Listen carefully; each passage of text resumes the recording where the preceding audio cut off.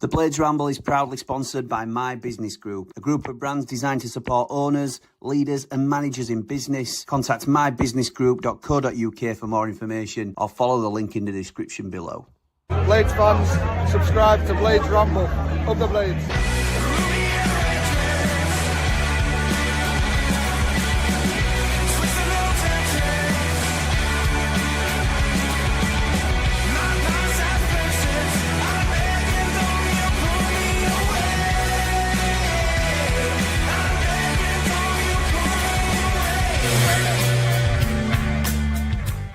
What is happening, Blades? And welcome back to the Blades Ramble. I'm, of course, Jimmy, and this is our new monthly. I was trying to get a little bit more frequent, but monthly is all I could get him to commit to. Our new monthly, I'm saying it live on air, so it's definite fact, show with the man I'm about to introduce. It's called Talking Sense, because if you ask him, he's the only one in our family that does. So... This is the return of the man who I call the MVP of the channel. I am absolutely delighted with the contributions that everybody puts forward to the channel. I cannot say any other, but I do not apologise for there being one favourite guest that I have, and he always will be my favourite guest. So, ladies and gentlemen, if you haven't had the pleasure already, then you're in for a treat. And this isn't sort of trying to build him up to be something he's not, because he'll be laughing now saying, what am I supposed to say to that like? But the man whose opinion I value the highest, it is the one, the only, my dad, Andy the Blade. Welcome back, Andy the Blade. You're absolutely right. What sort of build-up is that, Jim? What am I supposed to do with that? Dad, that is an honest reflection of how I feel. It's not a stitch-up. It's not meant to be a stitch-up anyway. They'll be thinking Frank Sinatra's returned or something like that.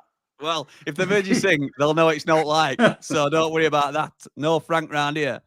So, Dad, finally, where have you been?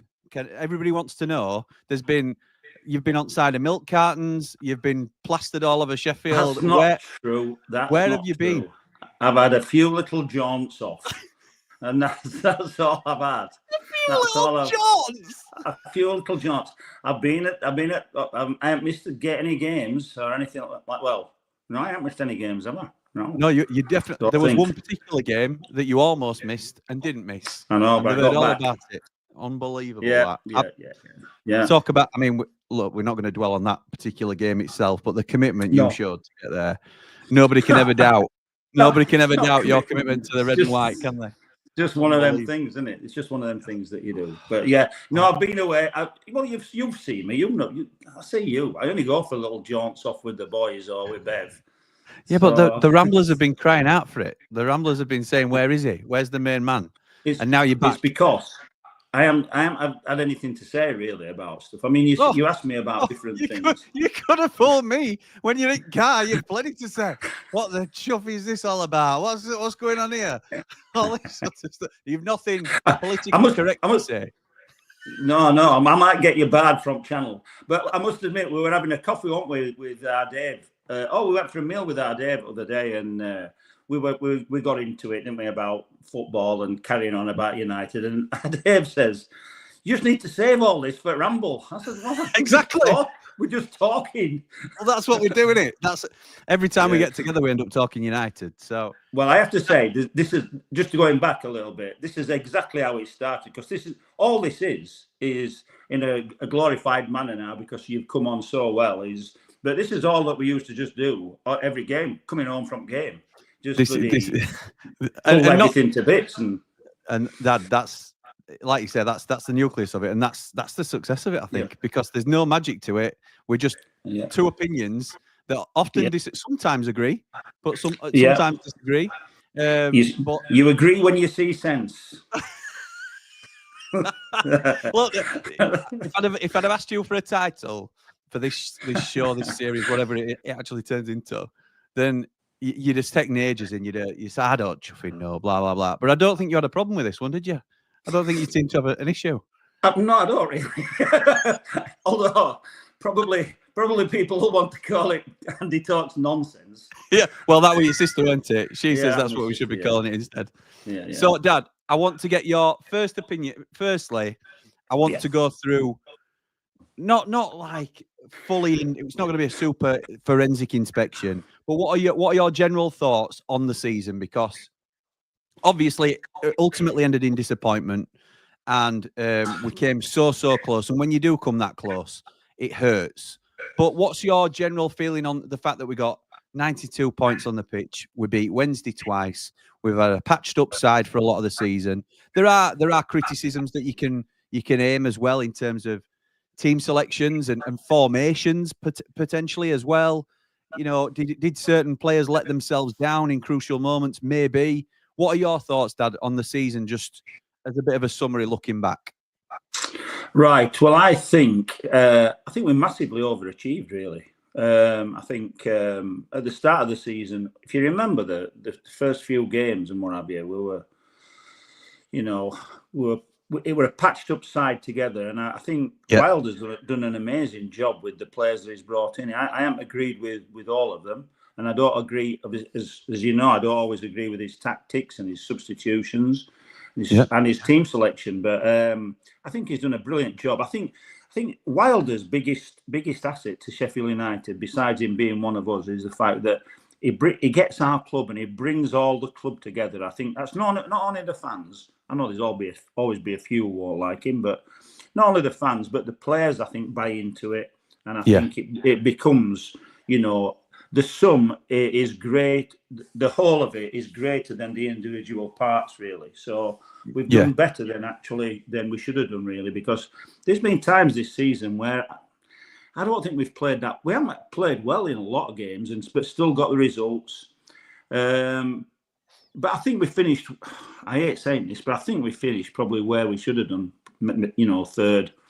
We were a better team than Sunderland, so we should probably, all things considered, we should have probably gone up. But we'd have struggled like mad in Premiership. We're so far off Premiership. It's not true, really. Yeah, but every team at this level is, aren't they? And you've got to get there to try and even try and bridge the gap. They are, but you look at Leeds and Burnley, you think they're nearer than we are.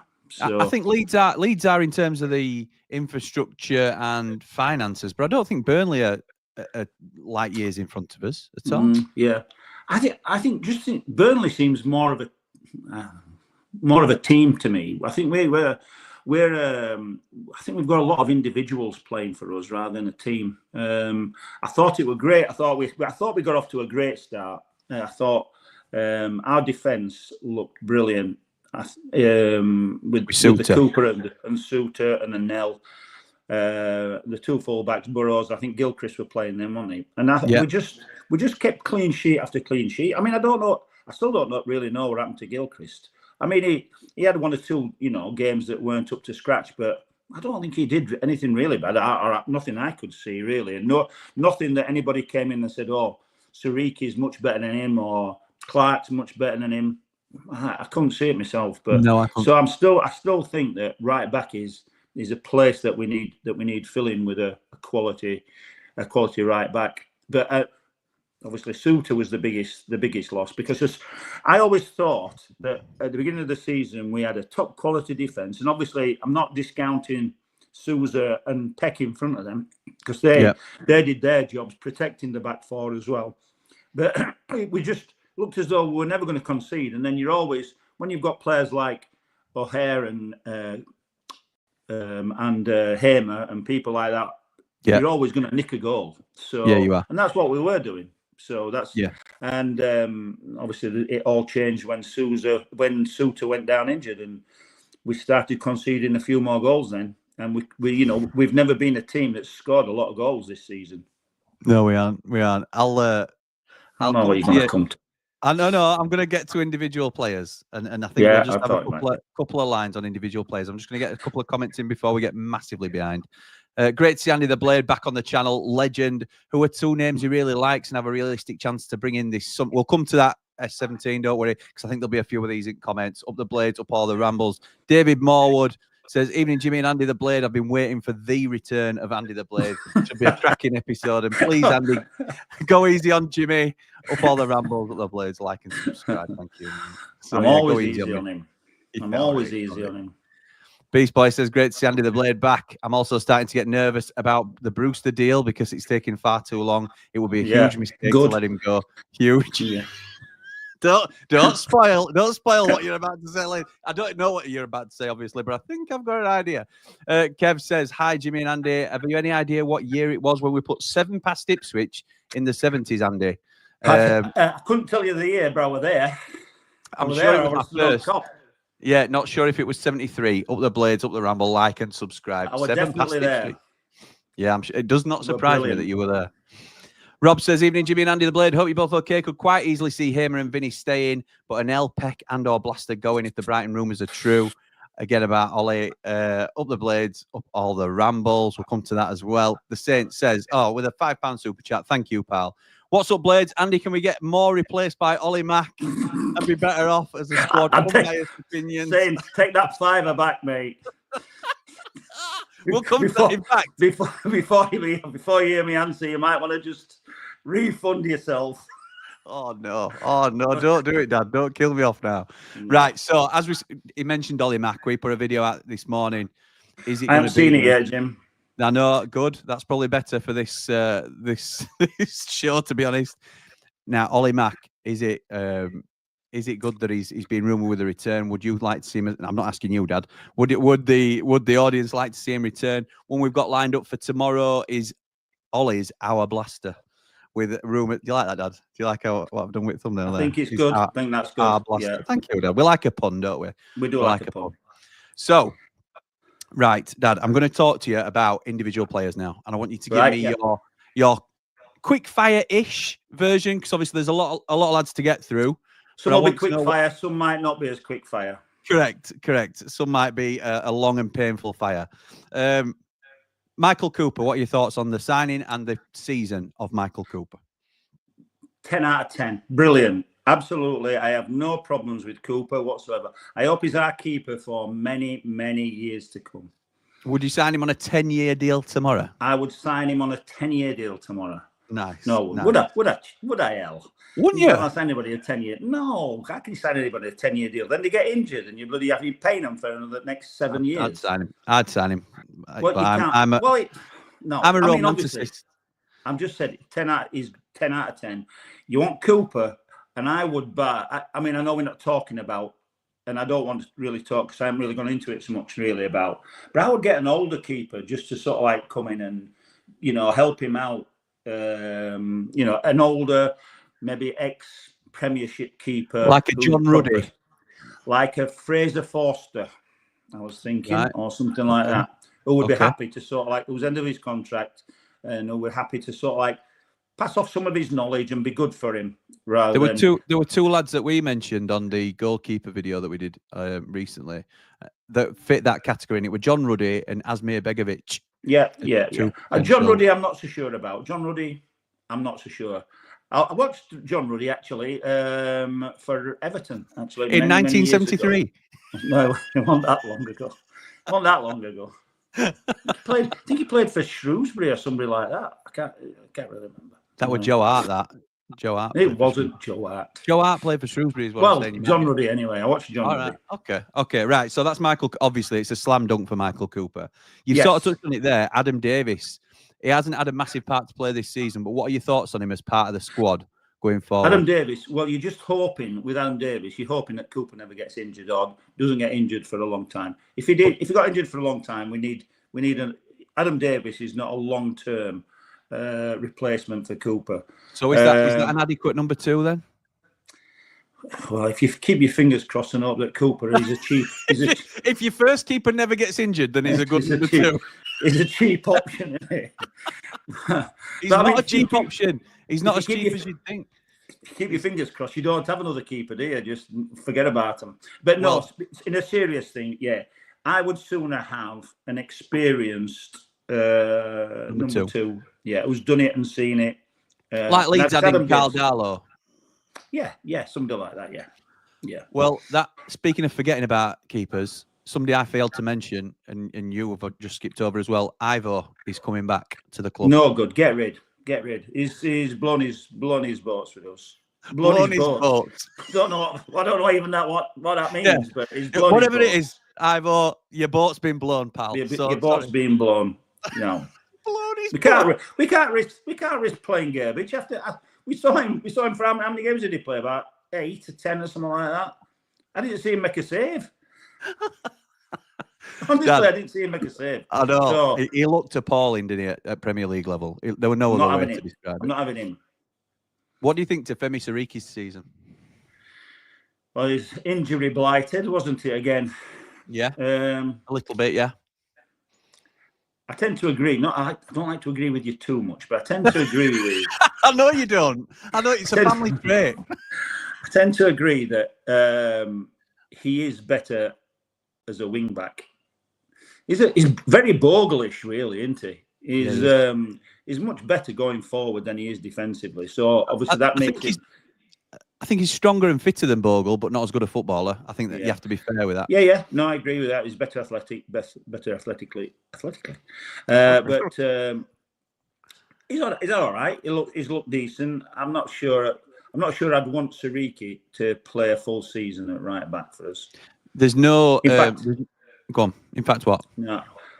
As I say, I think right back is a place where we do need to strengthen a little bit. Siriki's still all right. I would definitely keep Siriki on, and he's quite a good option really if we're chasing a game to put Siriki on, and it's like another winger really going on.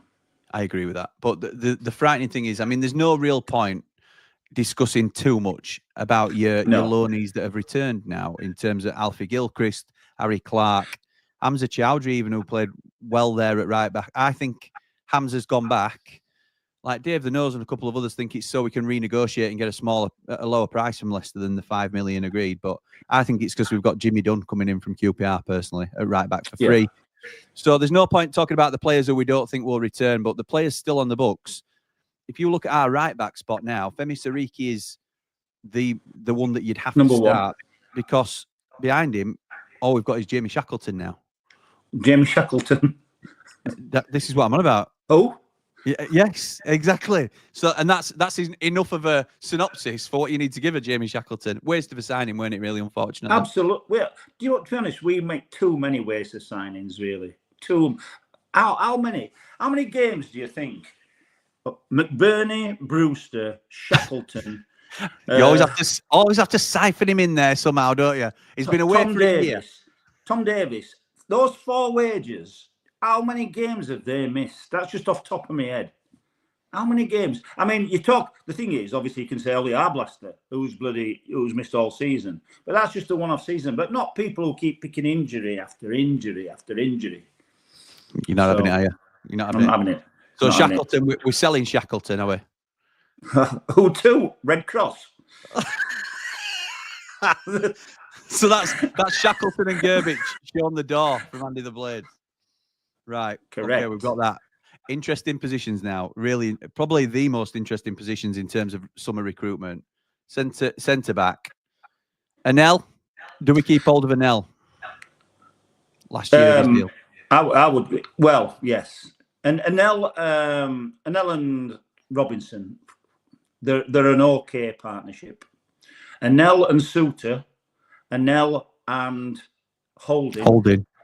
Anel and other Meppen might be all right. No, it's all right. Honestly, I'm honestly of the belief that Anel plays better with somebody when he's not having to bloody look over his shoulder and make sure he ain't got a cover for somebody else. Yeah. So he don't trust Robinson, does he? He don't trust him. I don't think so. And I know it's a very emotive thing, and I know obviously I listened to your stuff about, but I were on to Robinson before you were. Yes, you were. So, yes, you were.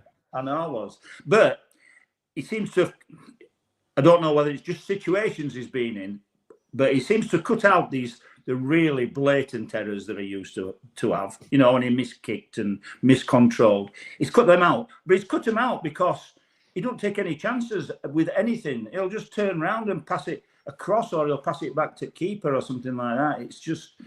I'm not. I'd keep Robinson. I'd keep Robinson as a backup. But that's as far as I go.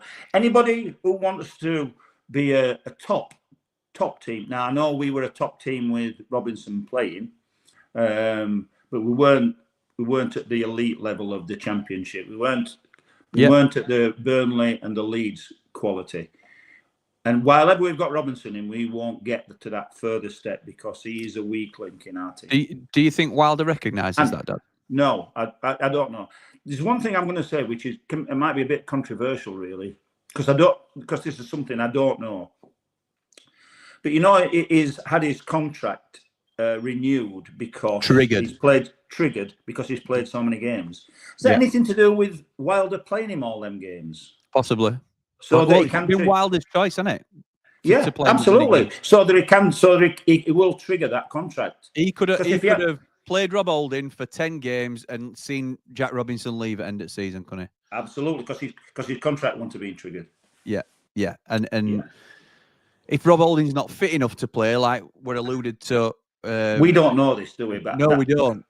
Oh, but if that's been the case, then why sign Holding in the first place if he's not fit enough to play? So I cannot get my head around why Holding didn't play, because every time he came on, he looked much better than Robinson. The problem is with Robinson.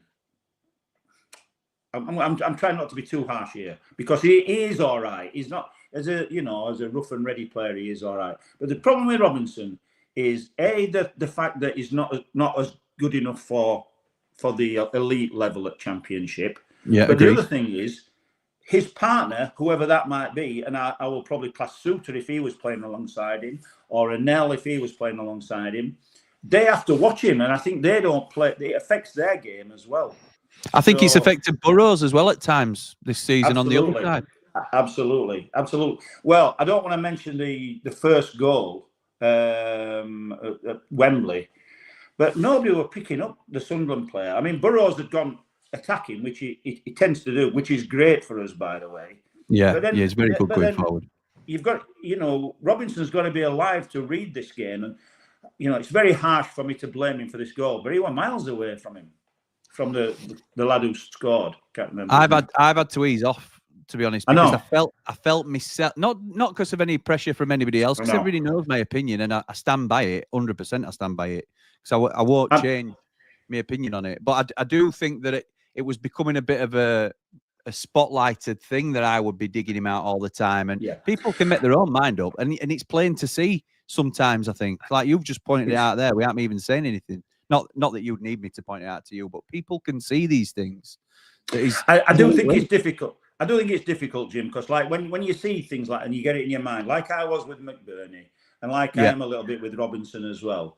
You are probably looking for it a little bit more. Yes, thinking, you are, and I'm conscious of that. Robinson should have been over there, should have been covering behind there, but whereas you might. So I'm trying to dig him out, but with facts rather than just saying it's bloody coloured boots.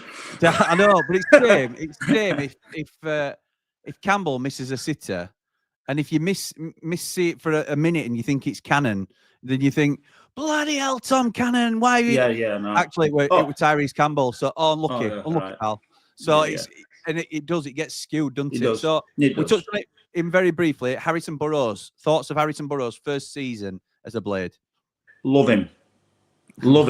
Slightly just less than Cooper as the best buy of the season. Nice. I think he'll be a great player for us.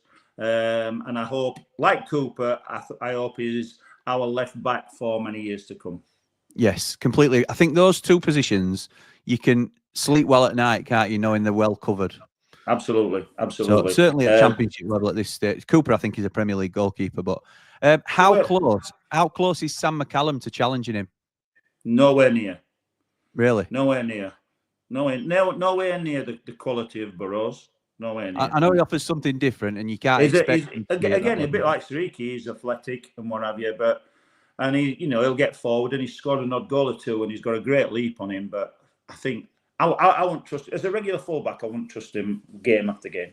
Do you think he's because obviously that almost rounds out. I'll cover the last one before we move on to midfield, but unfortunate, because I think I know what you're going to say here, because we're of the same opinion here. Thoughts on Reece Norrington-Davies going into next season?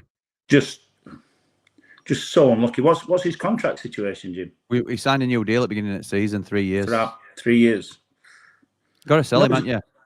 Nobody's going to take him. Who's going to take him? But you'd free him. You'd let him go for note to another championship club, wouldn't you? Something like that, because he's not challenging for that left back spot, is he? Who's going to take him though if he's injured? I mean, how long is he injured for? Is it much? No, I think he's back from injury, isn't he? But he's just never got near the level. Oh, he might be injured again towards the end of the season, to be fair. But I think when he came back, again, when he came back for that 10-game spell or whatever it was, he looked at an absolute shadow at player that he was.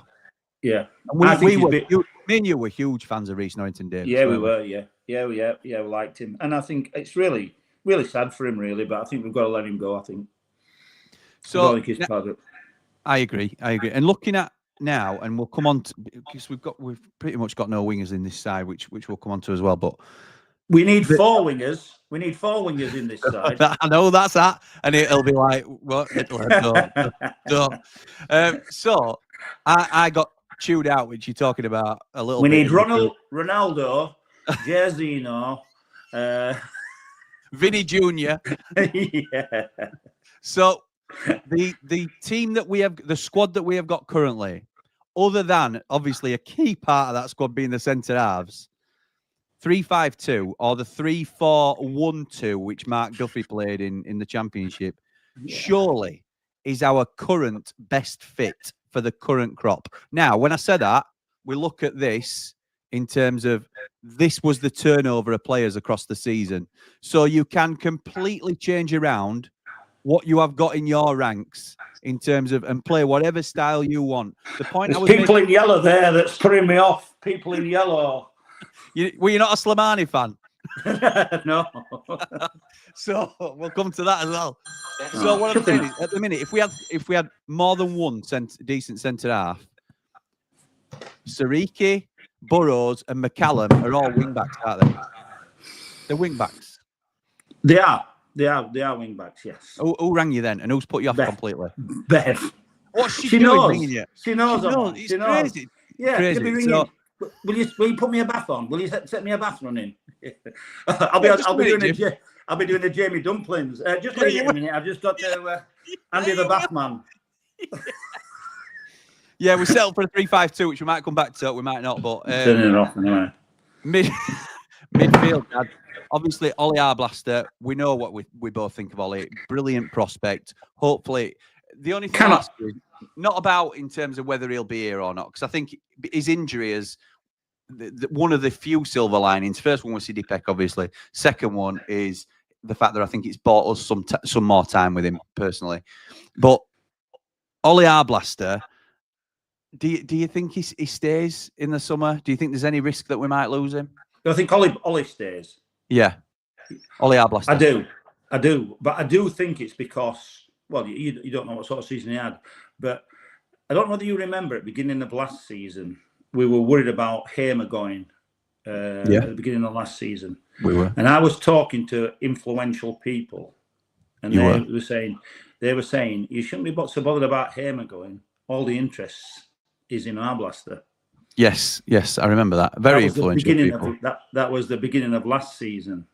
Yeah. So obviously I think this has bought us another season because obviously nobody's seen him all season. So he's got to come back. You cannot buy players, or it's a big risk.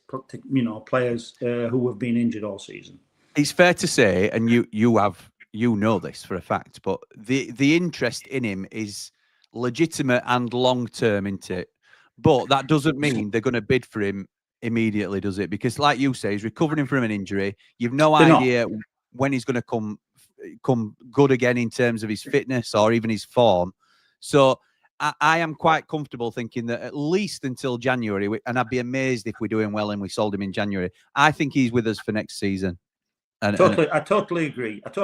But the thing is with all the top quality scouts and all data analysts and stuff like this, everybody will know about him. Everybody in the Premiership will know about him. So it's you can't get away, you can't hide him.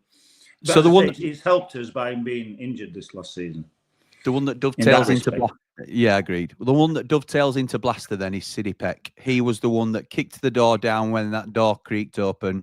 He has had a fantastic debut season. I think there's the odd game where he looked off colour, but he has been running full pelt all season for us. He's really bought into what the club's about, and that doesn't mean everything, but it means a lot to us Sheffield United fans. He gives everything for the shirt. Had a really strong season. I think he's now in a similar boat to our Blaster last season in terms of there will be people circling for City Peck, and they'll be sniffing and testing the waters potentially with Sheffield United about City. What's your thoughts on, firstly, City's season with us, Dad, and whether you think we're at risk of losing him? Yeah, I don't think we're in much danger of losing him. I don't think we will be, because I think people will want him, but I think they'll want him on the cheap because he's just broken into the side and he's been very good rather than outstanding. Like our Blaster came in and was outstanding. City Peck's come in and has been very good in my opinion. I think he's probably played a few more games than he should have done. I do worry slightly if Sousa goes that we're left with young City Peck, who is very good but not outstanding, and a freshly back from injury our Blaster as our main two. So I do think we need especially if Sousa goes, that we need another midfielder in there. Well, an experienced midfielder as well. Well, I'm going to come back to Sousa because obviously I want your opinion on whether he does actually go. But I know Steve Holmes in our chat is a huge Hamza Chowdhury fan. In that vein, would you look at a Hamza Chowdhury to come back in that sort of midfield role? Because I didn't think he pulled up any trees, particularly in midfield for us. Or was it Steve, did you say? Steve Holmes, in chat, Steve. Well, I was in the same boat when I heard about Chowdhury. In fact, Chowdhury's been on my my radar. It sounds grand. I don't really mean that, but I've known about Chowdhury for a few years. All right, big time. I've known about Chowdhury for a few years and thought he's a good player. Whenever I've seen him play, I thought we've talked about him for a while, haven't we? We have.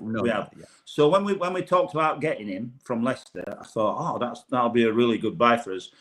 So I watched him with Leicester just before we got him. I watched the different highlights because he wasn't playing an awful lot, but he'd play an odd game and and I'm thinking, you've lost a pace here, or you've lost a little bit of something. You're not as dominant as the last time that, or a year or two before that when I used to watch him. You know, because he used to be one of the players.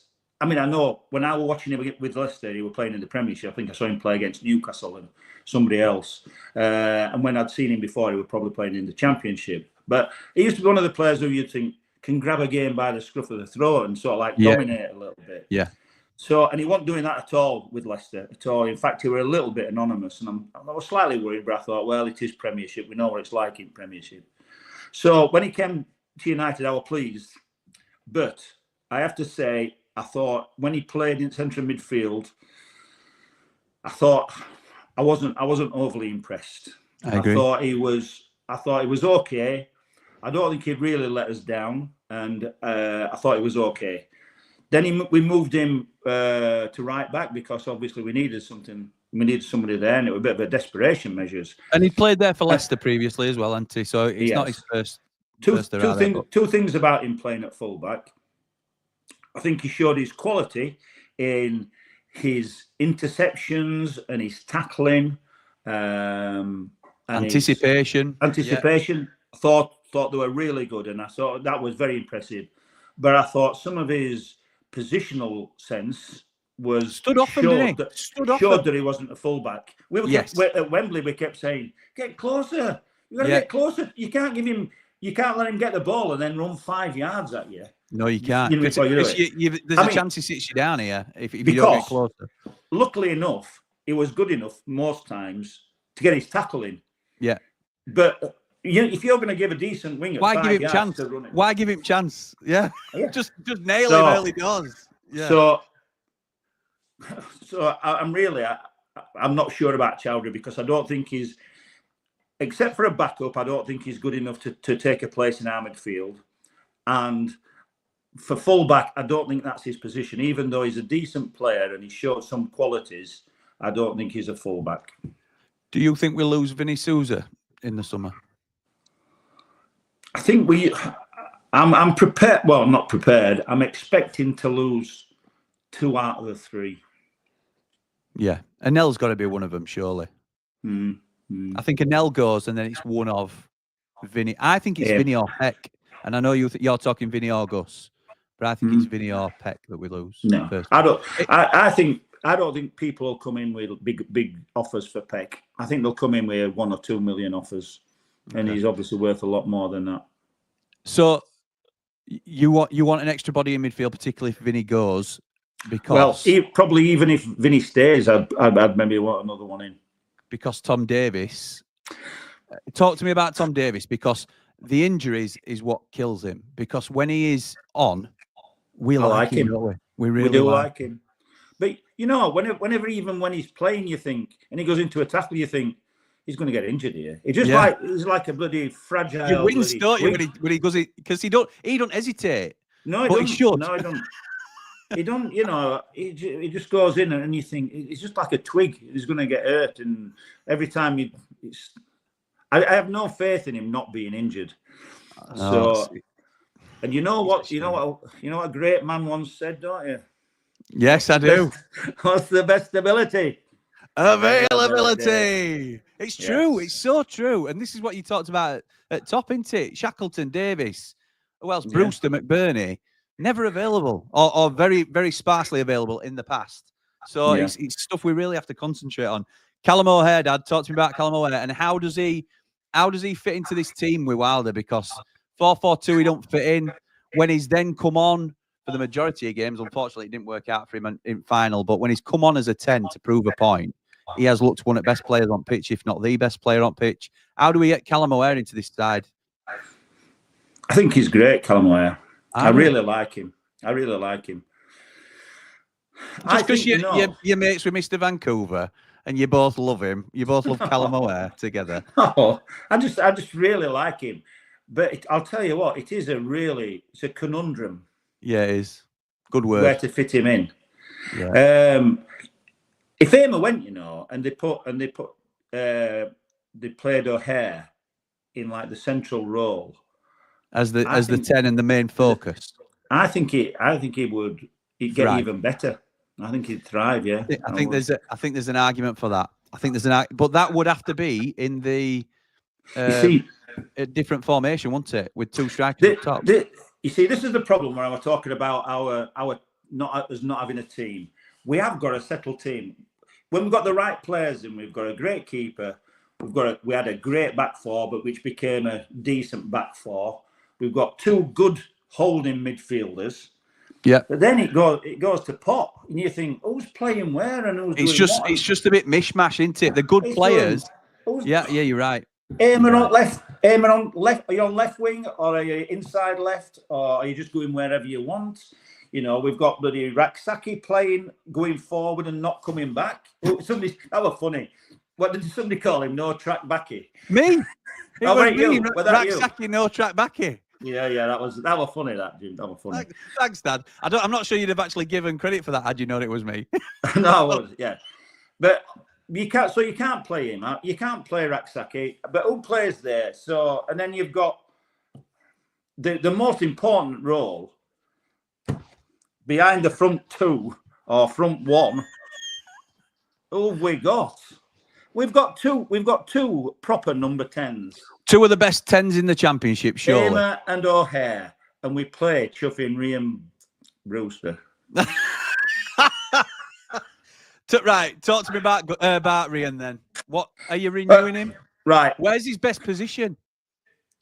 Who knows? Well, who knows? I mean, on the field before you come back with a sarcastic comment. No. Rian, as we all know, it does my head in. Players who cost 20 million come on after 4 years for the last 10 games and have half decent games as a professional footballer should have, and all of a sudden it's the second coming of chuffing Alan Shearer. What is going on? He has to sign a new deal. He has to sign. I know. He's brilliant. He's been brilliant. He hasn't been brilliant. He's just done a normal job. He's scored something like 8 goals in 4 years.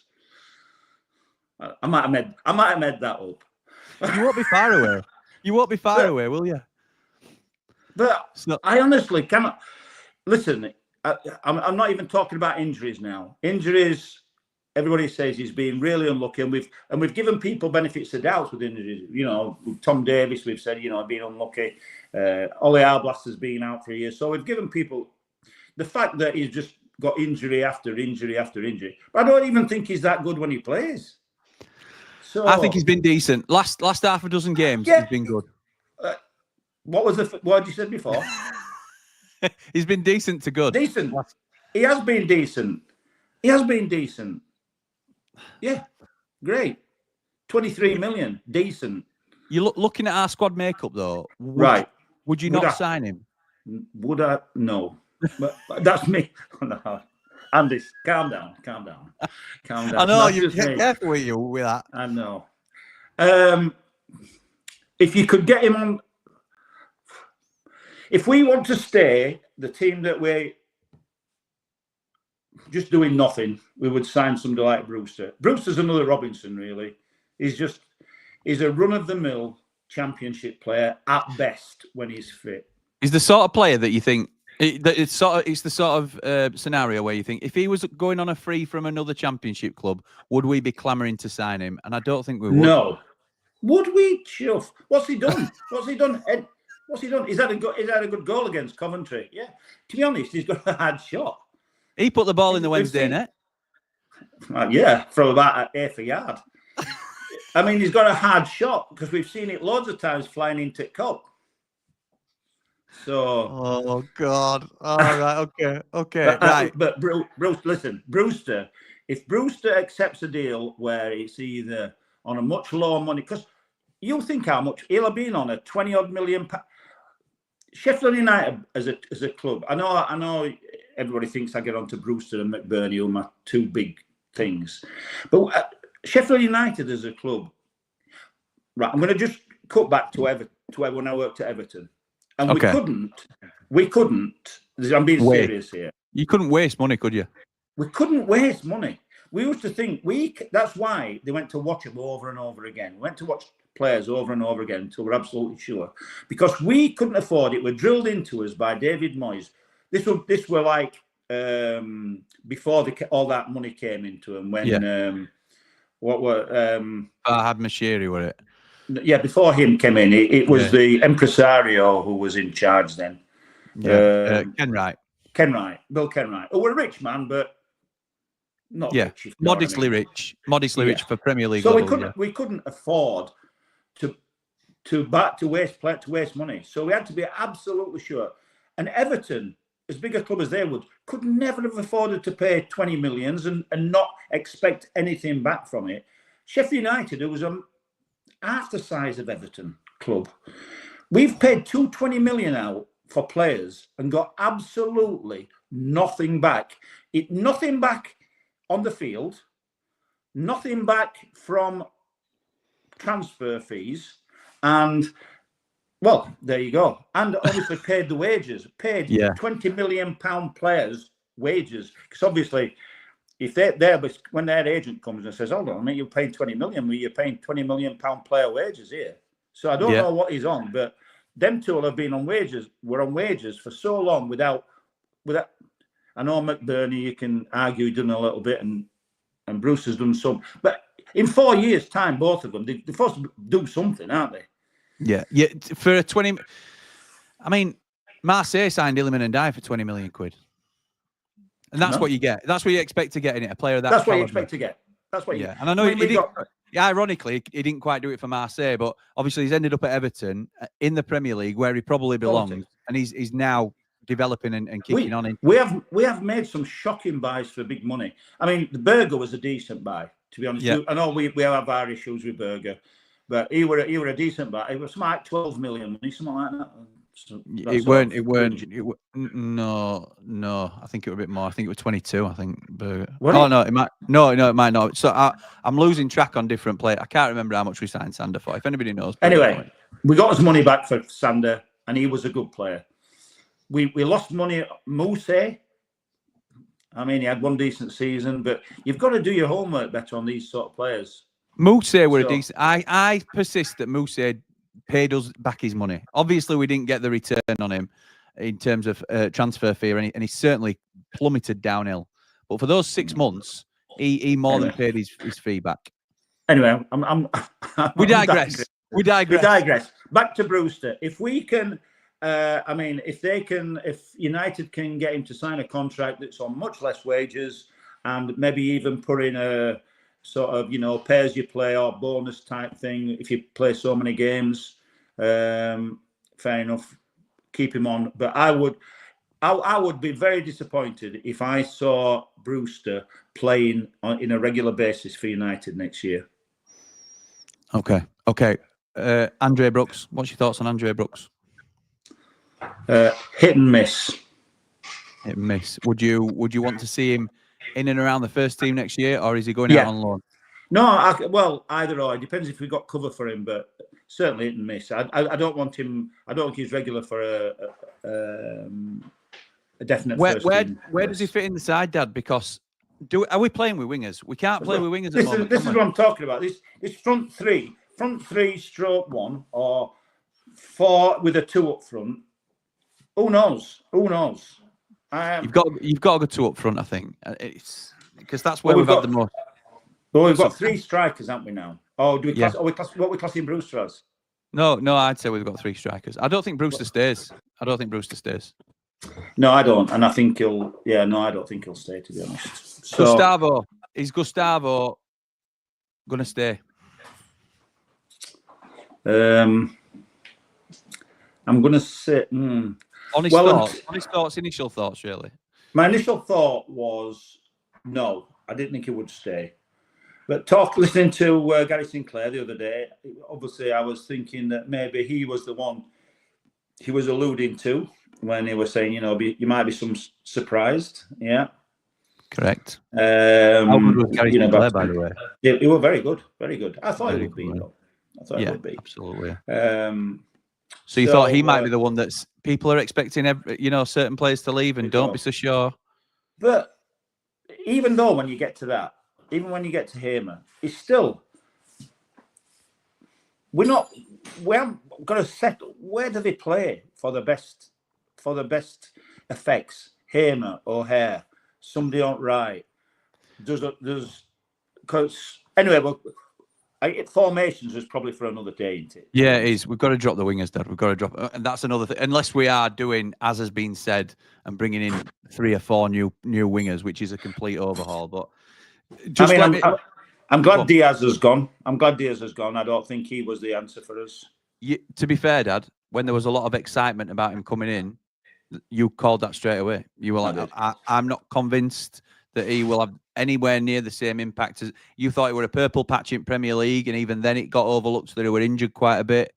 Yeah, and you'd already said, I think you said it on Ramble. Actually, you definitely said it to me, but I think you said it on Ramble as well that I'm not convinced. You'd rather have had a punt at somebody like a Louis Barry, I think at the time, who obviously unfortunately got injured for Hull, so we'd never know. But the 3 strikers then, Dad. So we've got Tyrese Campbell came on a free transfer, absolute revelation. Kiefer Moore, who me and you have championed, and I think we're still look. He's been hot and cold with him, hasn't it? It's one of them where we've got three good strikers who have all got something that's not quite right with them. Do you know what I mean? We haven't got the finished article on any of them. What does Tyrese Campbell need? Fitness. That's what he needs. I agree with you. Fitness and consistency, because he's the best striker of the 3 from what I've seen. Yeah, and probably deserves. Yeah, and probably deserves his the place in front of any. If we're playing with one, you would probably go. He's with the starting striker, isn't he? He's the starting striker. He is. Yeah. The only thing is, he doesn't seem to be. He seems to blow out of his ass after about 65 minutes. And like him and him a double tub. Yeah. Bloody hell. Just sat down, rubbing his leg. Either that or he'll bloody get. Oh well, I don't. Anyway, so no. Family channel. No. So, but I also hope with Campbell, and I think I might be wrong here, but I just hope that he's not just a bit of a flash in the pan, because we've had a really good season from him and he's looked really, really sharp. Once he got his fitness sorted out, I'm talking about his sharpness, not probably long-term fitness for the game, but his sharpness, in his game sharpness when we bought him, He's looked really good when he's played and he's been fit. So, you know, if he can keep that open, he will be our number one striker. Then we've got Kiefer Moore, who I've always liked, still like, and keeps bloody letting me down every time I play. Every time I try and stick up for him, Jesus Christ! You put your reputation online with stuff like that, don't you? Get off me, you think. Kiefer, don't you know what we've been sticking up for you here? And then you're picking up for you, pal. Then you go and bloody give ball away at 95th minute to one of their players, or he'll bloody miss a easy sitter, or he won't pass it. But yet he'll play really well, in my opinion. Anyway, he'll play really well. He'll play probably better than the other two, as you know, in the fact of holding it open, interlinking play, you know, for the majority of the game, and then he just won't do the bits that you want him to do, just to, you know, like he did at Cardiff and smack two in and what have you. You know, yes. like you know he's got it in his locker to do. Yeah. So I haven't given up on Kiefer Moore. So I think he's still one for us. And you've got to give Cannon a chance. We've paid again 10 rising to 13, and he's, like we've said, you know, you keep saying to me, or people keep saying, we haven't given him a chance. We haven't given him a chance. I'm still of the same opinion of when we bought him. Is that I don't know why we bought him. I think we overpaid for him. Yeah, I haven't seen anything from him where, even before we bought him, that showed that he was worth 10 million. 10 goals. He's got 10 goals though. yeah. Well, six penalties and 4 in one game. The thing I have to counter is, and it's the same conversation that we have regularly, but I do think it's relevant to the conversation because it's same as McBurney conversation, it's same as the Brewster conversation. They did not set their price tag, and I think, and I know you understand that element of it, but I think that sets them an unrealistic sort of barometer to hit, and I think it's a big noose around their neck. It's an albatross or whatever the saying is that they have to shake that in terms of. There's an immediate pressure there to perform. Tyrese Campbell came in for free, little to no expectation, it has to be said. None of us included, and we knew about Tyrese Campbell. A lot of people knew about Tyrese Campbell. Great potential as a player, can never stay fit.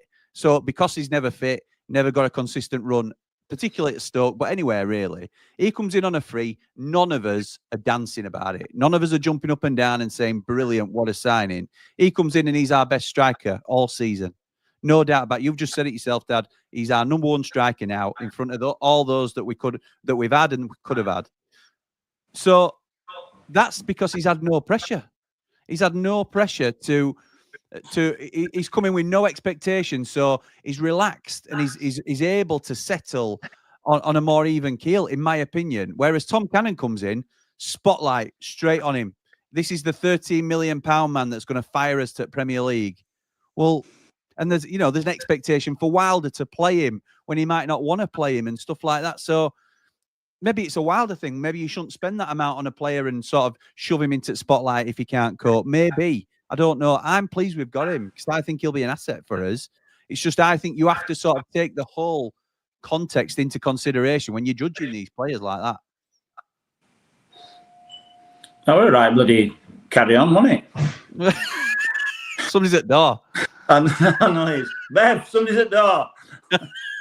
Don't you agree, though? Don't you think that has merit? I do, and that's one of the reasons why I said that I would give Cannon another chance, because I think he has been unlucky. As much as I thought we overpaid for him. I didn't see anything from him, but obviously some people have, and I think he came in. He scored a great goal at Burnley, but really not done much else. But he's also had a lot of bad luck. He's sort of like he's got through and he's hit the post, or he's got through and sort of like just missed, or those sort of things. Whereas if he'd have scored any of those and maybe gone a little bit of a run, it might have done him some good. Because, you know, well, hopefully, I've just got my fingers crossed. You see, the best thing for him, not the best thing for Sheffield United, but the best thing for him would be for Campbell to be injured for a period of time, and he plays as number one. You know, for a set number of games. Do you think we need to play with two up top to give the strikers a little bit more or less pressure? Well, I did quite like our system. I couldn't get our three right. You know, the three behind the one. I still can't. I don't think we've got the right players. I love the players. I love Eamon and I love O'Hare and not so much Raksaki and what have you, but because we didn't have a right side. If we had flying wingers, Dad, then you can understand it, can't you? But because we've got three now, which is again, I didn't really want us to. I didn't think there were any need, and I don't know why we bought Cannon. But I do because we were Moore and Campbell were injured. Yeah. And they were only in Brewster, weren't it, for a period? Yes, of course. So. To be in the car with you around that time. At the game. They were not that we knew, but you'd have thought the club was. They were only probably a couple of games away. We only had Cannon. They were fit. You were fit before Cannon deal were done, weren't they? Campbell and Moore were back fit again. Pretty much, yeah. So there was no need. If you're only playing one up front, you only need two, and maybe a Brewster behind them to come in at absolute emergencies. So why did we buy a third? So if we've got three now, in championship terms, quality strikers, you should really play two of them, shouldn't you? Yes, and ideally, you'd have four, wouldn't you?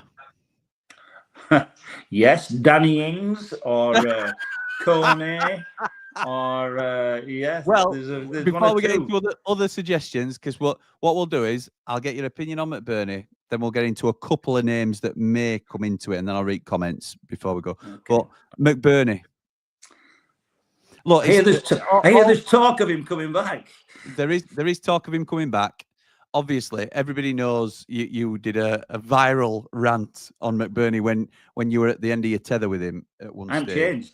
I'm changed. Oh, okay. Well, and I'll tell you my reasons. It was coming in on a free this time, remember? But go on. I'll tell him I'm not bothered. I'll tell him. Well, he can come in as a reserve. I'll tell you my reasons why. My first thing is a thing that I've always known about in football is the fact there should be a name for it, a catchy name, but it's where players get better the less you see of them. Yes. So if they're absolutely makes the heart grow fonder. Yeah. Absolutely. So a crap player who you're talking about and saying he's crap, get him off. He don't play for a while or he gets injured. Bring him back. We're missing him. And you think, hold on a minute, he's just as crap now. Just because he's been injured, he's just as crap now when he comes back. So just because McBurney's been away for a year, don't mean to say he's a better player than he was when he left. Now, fair enough, when he were going to leave, I wanted him to sign a new contract, which he didn't do, because that would have given us a cover. So he wouldn't have had to buy Cannon at that time, really. He wouldn't have had to waste 10 million. So it would have given us cover. I didn't want him to play full time. No, you wanted him more, didn't you? Him to back up more, really. Yeah, just to back up more. And it would also give us some value for when we sold him instead of wasting all that money on him. So he went for a free, right? Yeah. I'm sure that seemed a really sort of enticing deal for him, I have to say. Rather than going and playing Las Palmas in La Liga, why don't I stay and sit on bench with Sheffield United on half my wage? That sounds great, doesn't it? I understand why he did it. But that's right. So I'm not getting onto him for that. Right. But that's what I want. That's what I was just saying. That's what I wanted him to do. I wanted him to stay. But obviously on terms that were better for Sheffield United. Seeing as, you could argue that he had taken 4 years' wage off us for Shuffle, 4 goals or whatever he's scored. Yeah, you're a nightmare. No, I know he scored. I scored a lot more than that. I don't, and I created them for him. And but right. Well, so what has he done? So since then, he's gone to Las Palmas. He's played. He's only been selected for half of the games in Las. I have watched him a couple of times, by the way, only on highlights, admittedly, but I've watched him on about 3 or 4 games for Las Palmas against different clubs. Still exactly the same player. He's scored. He's only been selected half of the time. He scored 3 goals all season. Yeah, they have been relegated. he can't get selected except for half of the time. He gets subbed nearly every game that he plays anyway. So why would, and the other thing is, so he's on about coming back on a free. Oh, besides us, who are the 2 clubs who are after him? Hull and Swansea. Correct, Hull and Swansea. The powerhouses of the Championship. You're on one tonight, aren't you? No, but I knew I'd get asked this question. No, so I knew. No, we're a genuine, because I think what you have to think about with McBurney is it doesn't have to be, the one that everyone's clamouring for. It's a case of, does he improve our squad if we are playing 2 up top and then we need 2 behind, essentially? So you'd have, say, for example, Campbell and Moore up top, but then if you wanted a couple of options off the bench, you'd have Cannon first as your 3rd striker, and McBurney then to mix it up a little bit. But you're obviously a no. I am. McBurney is of the same. Even though he cost 20-odd million, Brewster cost 20-odd million. We didn't pay hardly out for Robinson. Those 3 are not quality Championship players. They are. I'm not saying they're not Championship players. They are not. If we want to be a top Championship club, I agree. I know exactly what you're saying, and particularly with players like Robinson, who we're talking about as a starter, we want him to be a backup because he's not a top. We're not talking about McBurney coming in to get rid of Campbell, are we? We're talking about McBurney coming in to pad out the squad and save a bit of money on the transfer fee. Yeah, what do you mean? Is that true? Is that true? I bet I've listened to some of your some of the comments and stuff. Some people want Brewster to come back as though it's the second coming. Get him back. I'm not discounting what you've said about absence making the outgrow fonder and just a sort of purple patch changing people's opinions, because certainly that's the case, and that's football, isn't it? You're always going to get that. But I'm saying is McBurney is an option, not a bit like we're saying Jack Robinson. We're happy for him to stay in the squad, but we don't want him starting. If McBurney was still in the squad, we wouldn't be saying he has to go get rid. If he's on a reasonable wage, because he's coming on a free potentially, then you'd have him as a squad player. I would have him as a squad player personally. It takes you away a huge. We all know it gets more expensive the further up the pitch you go. So if you are to bring in a Danny Ings, for example, I know you like Danny Ings, certainly of 2 or 3 years ago. We don't know what Danny Ings we're getting now, but if he commands 30, 40 grand a week, and we'd have to play him. We'd have to play him, wouldn't we? Right. And okay. Listen, you got a couple of points there. One of the points was just saying, if McBurney was still with us, I wouldn't want to get rid of him.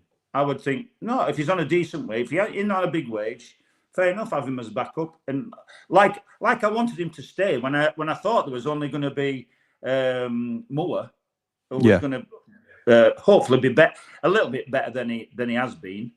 We thought Moore was going to be the main man, didn't we? We thought Moore would be the main man. I would be quite happy for McBurney to be the backup to him. And Campbell and McBurney then to sort of complement him, really. If we were playing, Campbell came in a bit later, didn't he? Yeah. But we didn't know we were going to go 1 up top then, did we? Either. So that'd have been more than good enough. Even then, I wanted McBurney to start. I don't want McBurney. I don't think McBurney's a starter in a promotion-winning Championship side. Well, that's different to what we're saying, isn't it? You can say that's going against because we did get to the playoff finals with McBurney. Robinson. No, and McBurney. Yeah, we did. Didn't we, against Forest? But obviously, you know what my thoughts are that. That was the Ndiaye and Morgan Gibbs-White team, wasn't it? I think. Yeah, it was. What a player he is, by the way. What a player he is. Morgan Gibbs-White. I think he's better than Ndiaye at the moment. So I know you do. But all right. But just to the other thing. So you're talking about that. So you would bring McBurney in instead of bringing in a young lad, say from Wickham, who scored 18 goals last season. Coney. Yes. I'd love to sign Coney. And then have him playing behind some quality strikers to come in. So would you have a fourth striker? We're not going to sign. We've already signed our statement striker, haven't we, in Tom Cannon, really? And I know none of it. I know he hasn't pulled a penny. But can you seriously see us dropping, say, even 5 million on a Richard Coney to not start him then, or bench Cannon when we want? What we're trying to do is siphon Cannon in, aren't we? You're just saying we need four. I think we need four. I think we need four, but I think you can't drop Cannon too far down the pecking order because of the way he's come in. I think personally, and that's wrong, but that's got to be the truth, because otherwise fingers are pointed at Wilder. Why did you drop 10 million quid on him? Absolutely. But that's the way it'll be, I'm though. pointing one of them fingers. That's the way it'll be, though. That's why it will more than likely be in the ilk of a McBurney, where he comes in on a free and complements the strike force. That it will be. Coney might be another 10 Coney million. might be the next Ivan Toney. It could be. It could be. But are we going to take that risk on dropping another? Look, they rejected a huge offer from Luton last summer. I don't know whether it got up to 7 or 8 million quid. No, I wasn't that much. Well, but Wickham, whatever it was, Wickham were turning down big money because they knew what they had in Coney. I think Coney will get out of Wickham this summer. But are we going to be the side to bring in a starting striker now when we've got the three that we've already mentioned? I don't think we will. I don't think he will be a starting striker. I think he would come in and I think he would play. Anyway, we're talking about different things now, aren't we? So, right. Let me just, before we go to comments, Dad, I'm going to put a list up on screen, and I'm going to, it'll be very small, so it'll be difficult for you to see. It should be better for others who've got. But I've got my magnifying glass. I'm going to give you a couple of, I don't expect you to know all names on the list, but I'm going to give you a couple of names I know you know about, and I want to hear whether you still think they would make a difference to Sheffield United, or whether it's even possible that we get them. Out of contract Premier League players this season. Now, this first one that I'm going to mention to you, we've already done a video on him. He has got an extension in his contract, so he's on this list. But would you sign Chris Mepham to come in as a centre-half at Sheffield United? Yes. You think he's better than what we've got currently? Better than Robinson. Okay. So and Chris Mepham... Well, there's 2 points there, isn't there? Because he's better than Robinson. And if Anel goes, we need cover for that as well. So Mepham's got to be on the list. Rumours that it'd be 4 to 5 million quid to get Mepham in. He's 27. I think it's a really good deal, personally. I think it's something we should be looking at. In terms of the free transfers, that Ben Mee. I can see one behind. I know you can. I'll get there. Ben Mee is another one I want to ask you about. Obviously, Ben Mee, older centre half, played for years at Burnley in the Premier League. Most recently at Brentford as more of a bit part player, leaves Brentford in the summer. Would you take him as an experienced head, or do you just think he gets lost as a big earning non-starter in our squad? Yeah. I've hardly seen him play for ages. Last time I saw him play was probably at Burnley, to be honest. So I don't. Okay. I don't. You won't. You won't. Yeah, we won't necessarily. I haven't seen a lot of him, Dad. To be fair. Another one that you won't have seen a lot of due to injury, but I know you liked him when he burst onto the scene. Right back, Tariq Lamptey at Brighton. Love him. I've got a little list that I found actually today of things, because I just bob them down sometimes when I'm thinking, I love Tariq Lamptey. He's always had a lot of injury problems, but I think he's a great player. And he's still, do you know he's still only about 24, 25? Yeah, he's still a young lad, isn't he? Still a really young lad. I think his trajectory was huge, wasn't it? He was going to go to Arsenal and all these sort of play, and the injuries have ruined them opportunities for him. But he's fit again now. Yeah. I think he's a great shout, Jim. Do you think he's out of reach for us though, Dad? I think he'll be on big money. Yeah, but he is out of contract. So the thing is, when you're out of contract, you've no money. Yeah, that's true. It's not a £3 million signing on fee don't help, is it? In terms of to offset them wages and stuff. Yeah. So next one on my list, I wanted to talk to you about. I think you've already talked about it. It's Michael Keane. A definite no from me. A definite no. Definite no. I have seen him loads of times. I've seen him play. I saw him obviously play for Everton and things like that. I saw him play for Burnley as well. He were all right at Burnley. Then went to Everton. He's had a torrid time at Everton. Nobody likes him at Everton. And I'll tell you what. Just tell it as it is, Dad. Tell it as it is. I went to watch Everton versus Man City only two or 3 weeks ago, and he came on as sub because somebody got injured. I'm not joking. He were rubbish. He were absolutely rubbish. I mean, he was playing against Man City, but he were running around like a bloody Sunday League player. Oh God, I can't do it another season of you picking someone out and being, I told you.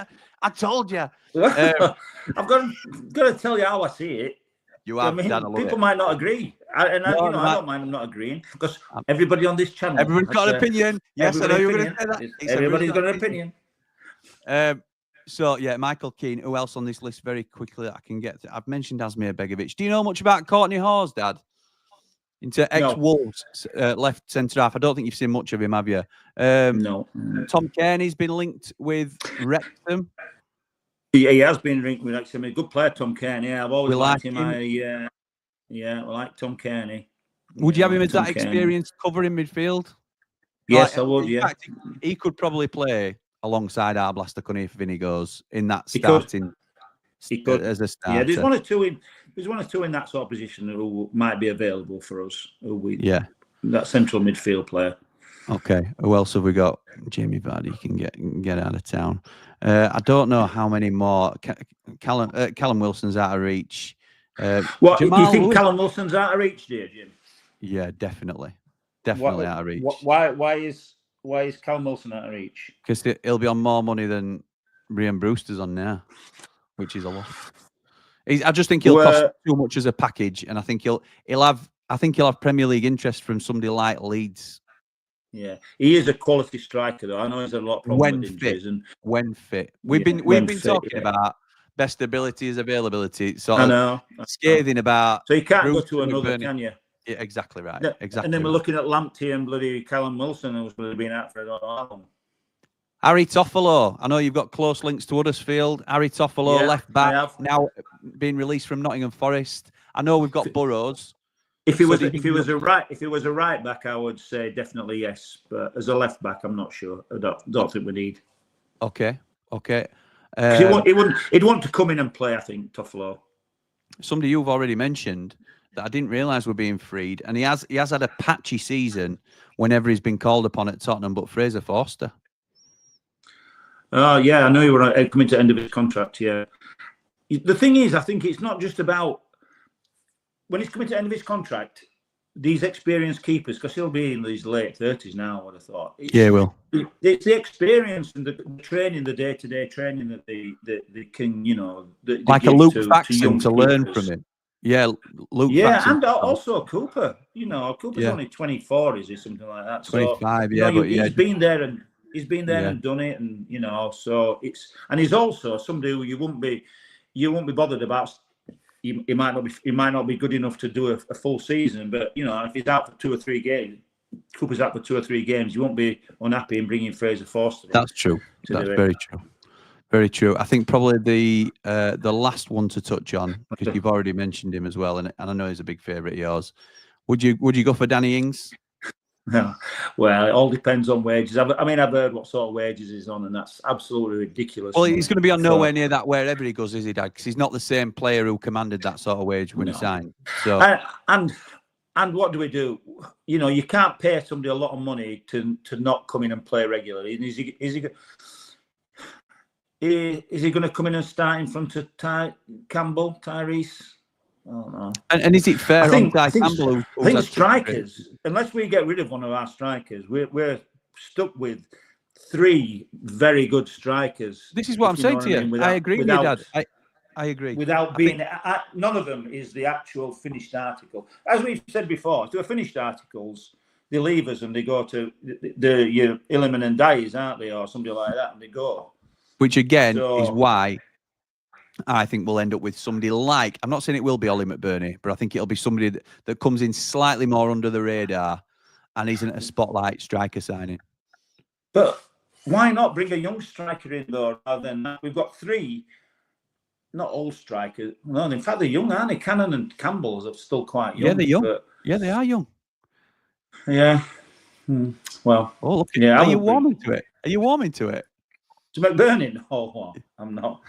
Listen, like I say, I would, if he was our number 4 striker, and you were saying to me, should we keep him? I would say, yeah, that if he's happy to stay as a backup striker, that's fair enough. But yeah, I think if you look at the Hull and bloody Swansea are our main contenders for him. It's not bloody I think he's Everton agent. and bloody West Ham, is it? Who are bloody coming in for him? I said it this morning on his 10-minute transfer. I think it's a bit of a lazy link. I think it's an obvious link. So I think it's the media putting 2 and 2 together. And I think if there is anything to it, I think it's his agent doing the legwork rather than there being much. I'll tell you what else that I mean, I haven't seen much of him this year, but I would hate it if Chuffin Lundstrom came back and all. That's not happening. That's not Did happening. that was talked about, wasn't it? I know. Well, Danny Hall released an article about it, but I think it were misconstrued a little bit by a couple of people and sort of set airs racing. Matt says, "Evening, Jimmy and the legend Andy the Blade. So are you looking forward to the return of Ollie McBurney? Andy, we've covered that. Can I ask which the one player who you would 100% sign this season as a must sign? Have you got anybody on your list, Dad, that you think we need to sign this season?"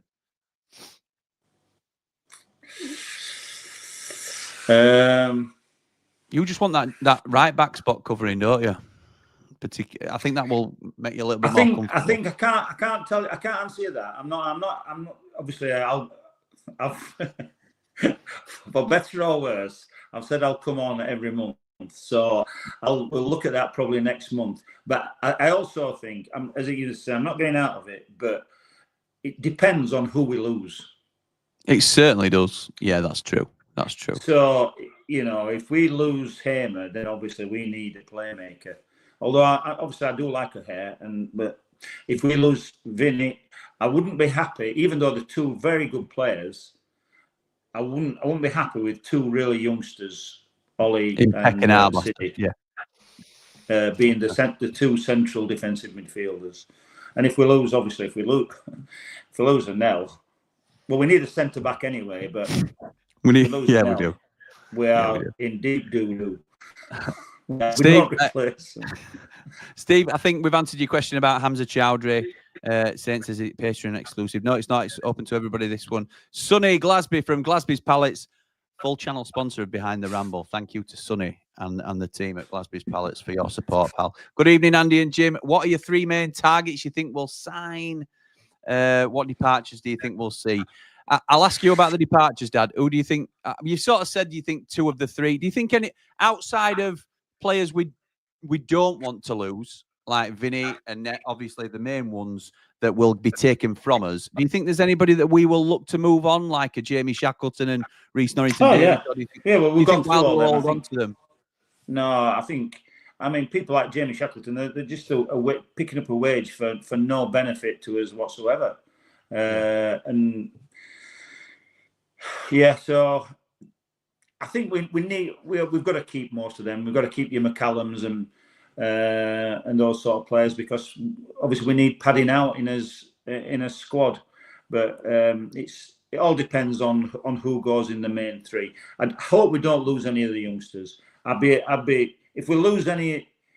I mean, I'm resigned to losing 2 of the 3 of the ones everybody talks about. Anel, Hamer, Vinny, and Souza. Yeah. But I would hate it if we lost Cooper, Burrows, Sidipek, Arblaster, any of those. I would be.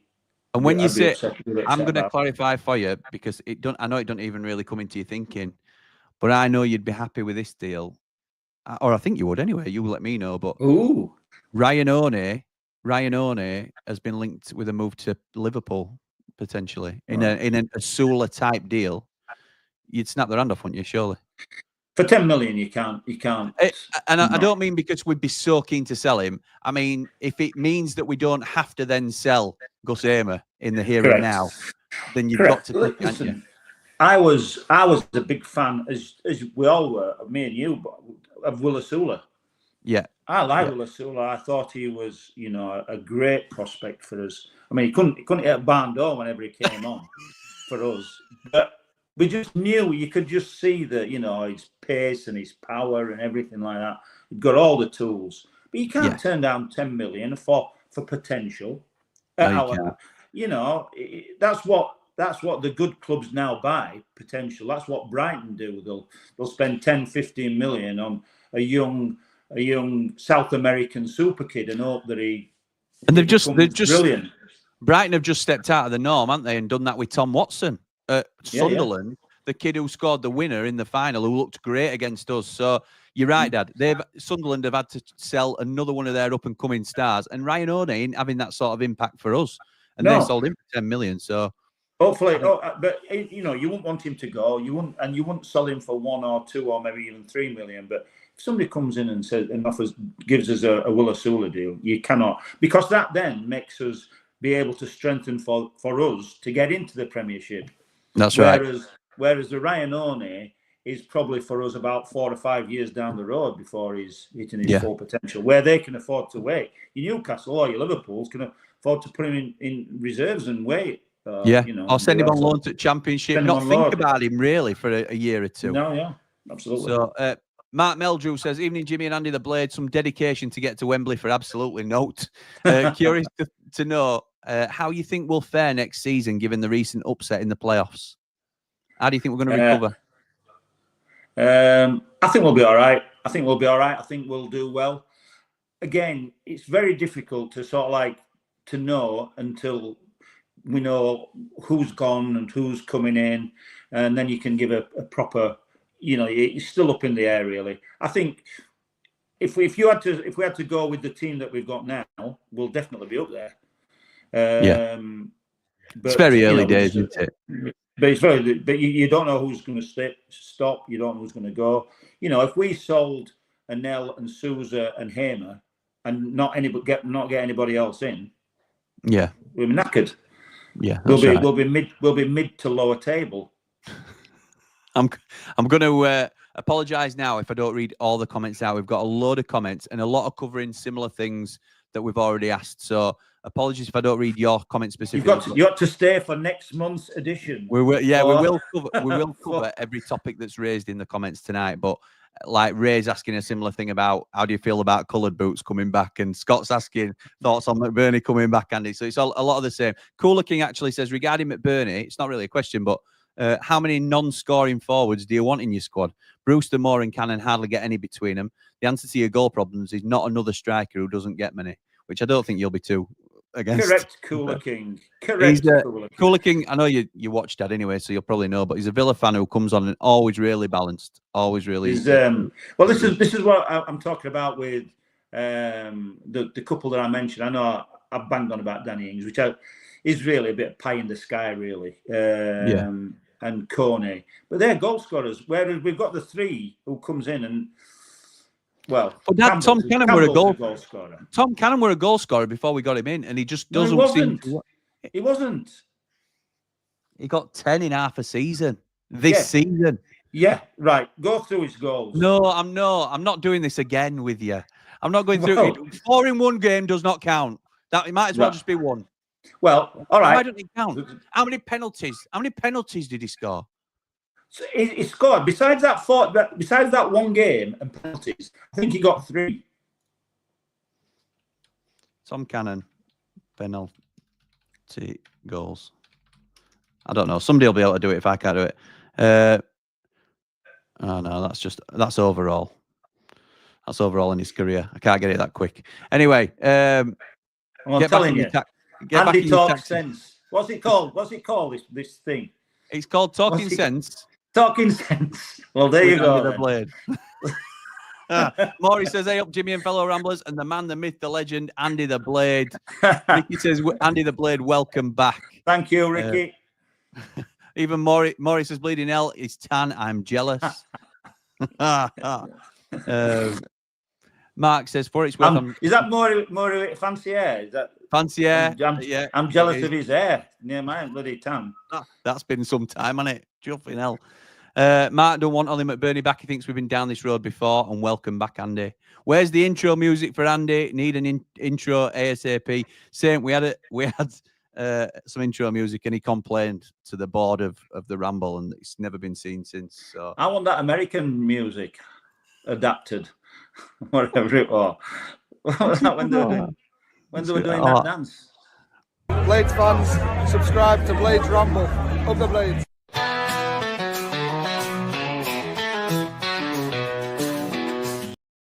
That's what you want, isn't it? That's the one. That's how I dance when I go out. Yeah, it is actually. I've seen it. I can confirm that's true. Cooler Come on, Dad. Come on, Jimmy. Your dad should always be number one. Great father and son relationship. Thank you, Peak. Good. So good to see Andy the Blade, says babyface Brett. Hope you brought the posh seats out for him. Better than Sinatra, Andy. Up all the rambles. Met Andy the Blade. And I'm not used to posh seats, by the way. It's only been in the last few. I'm not a big posh. Last few what? Go on, finish that sentence. And if it's not decades, it's a lie. Few games, I was going to say. You were a cop man until you were about 40, and then that's it. That's it. That's not true. Not true. Is it not? No. I sit with you, riffraff. No. In John Street now, when you have to, when you don't get offered a seat in posh seats, when your pals out there, Andy, do you fancy? Yes. Whatever the question is, yes, I will. See you there. Met Andy the Blade and Man Mountain in Box Park, says David Vinter. You were AWOL again. I think you're avoiding me. You're avoiding me, David. That's definitely a question. But the real question is, do you think it's automatic next season? I do. Up the Blades, up all the rambles. Very early. So. These are early season predictions. Automatic stuff. Guess what I said to David Vinter when I met him? Don't know. Something about being German. Yeah. Are you from the German branch? The supporters club. Very nice to meet you, David Vinter. See, Kyle. Moving on. I don't always agree with Andy the Blade regarding Cannon, who hasn't been given the time, but he's 100% right on Brewster and McTurdy. Hi, father and son. Release Brewster and more. Get Rio. Don't use that. That's disgraceful. Get Rio Allen. Just signed for Scarborough. Scarborough scored 80 goals for Donny City and Hallam last 2 seasons. Awesome prospect. Send your old man down, Scarborough. First of all, Kev, it would not go that low, I'm afraid. You don't do prawn sandwiches down at Scarborough. So no. I've been at Scarborough a few times. I've been scouting at Scarborough. I know you have. When you were paying your dues. Not after you hit the heights of the Premier League. You would not be seen at Scarborough. You might send me to Scarborough.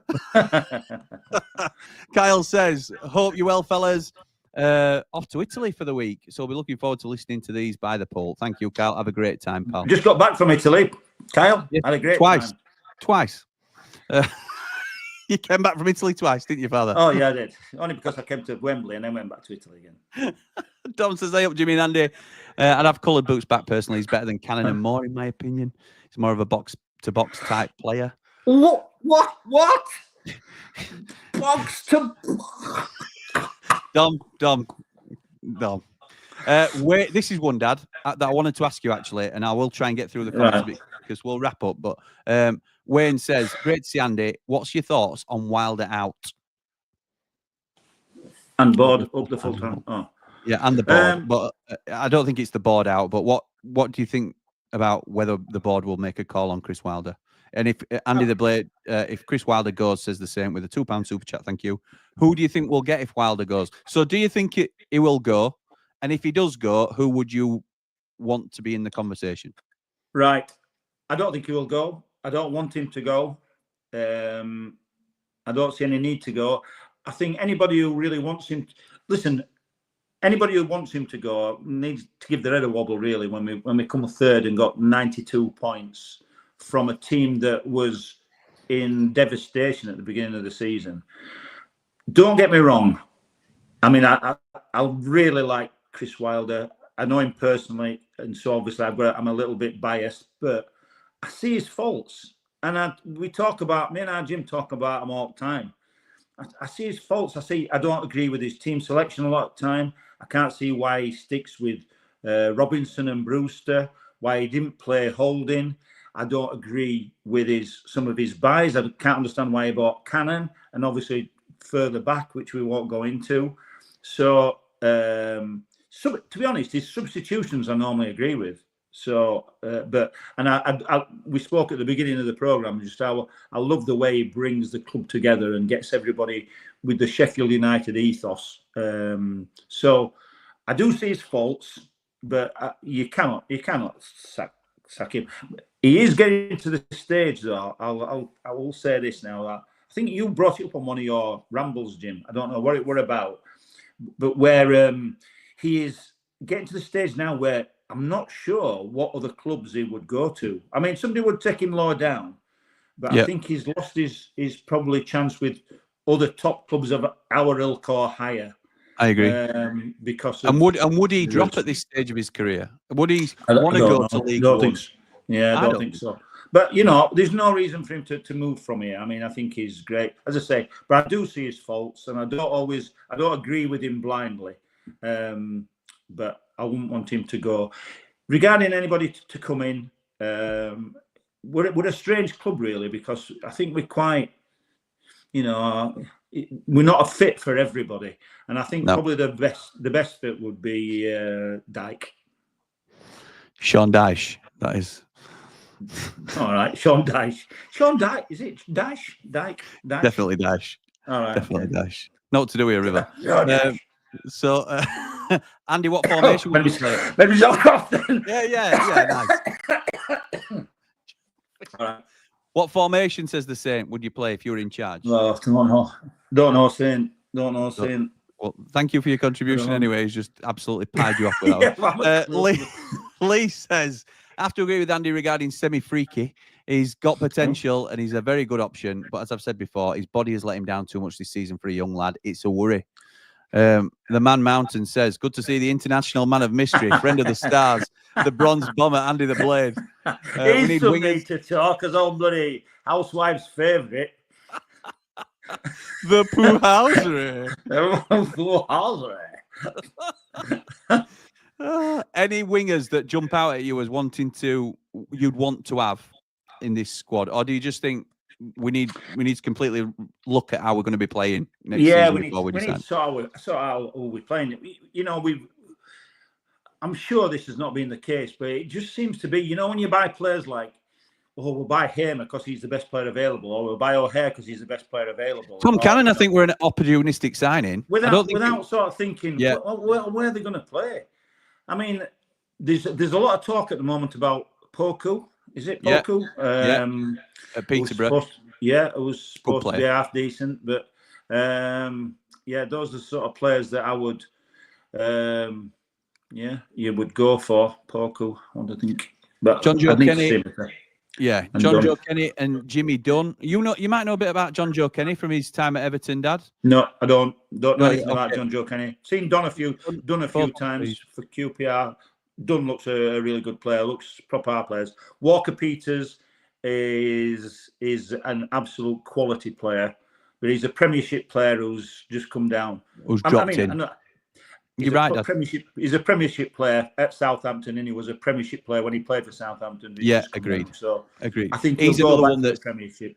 He's idealistic, isn't he? He's very. You could see Burnley going in for him, couldn't you? Yeah, absolutely. A Premier League team will come in for him. Too good for. I would snap your hand off for Walker Peters, but too good.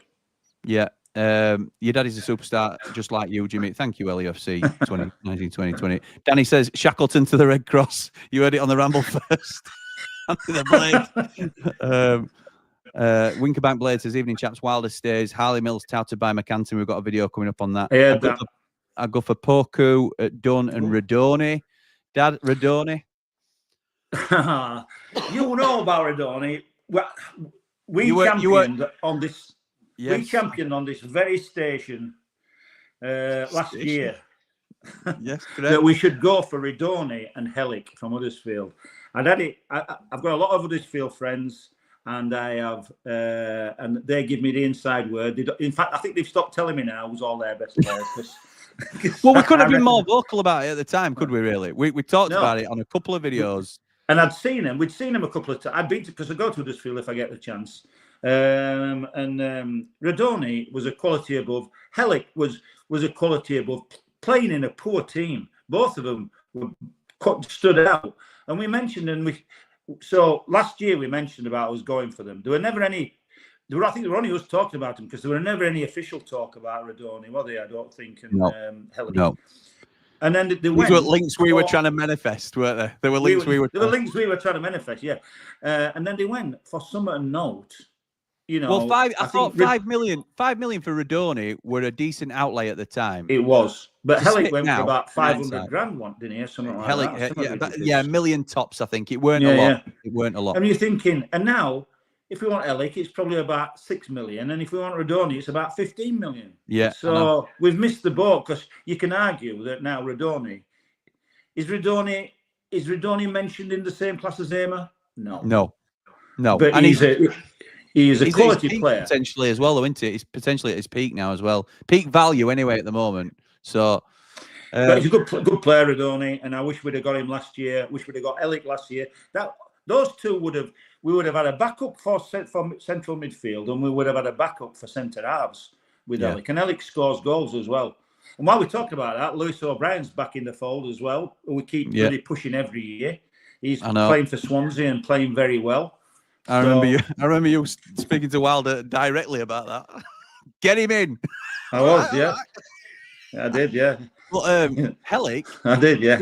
We got laughed at for Hellick. Not just dismissed. We got laughed at. Why would we want a relegated Huddersfield centre half? Because he's the best player. That's why.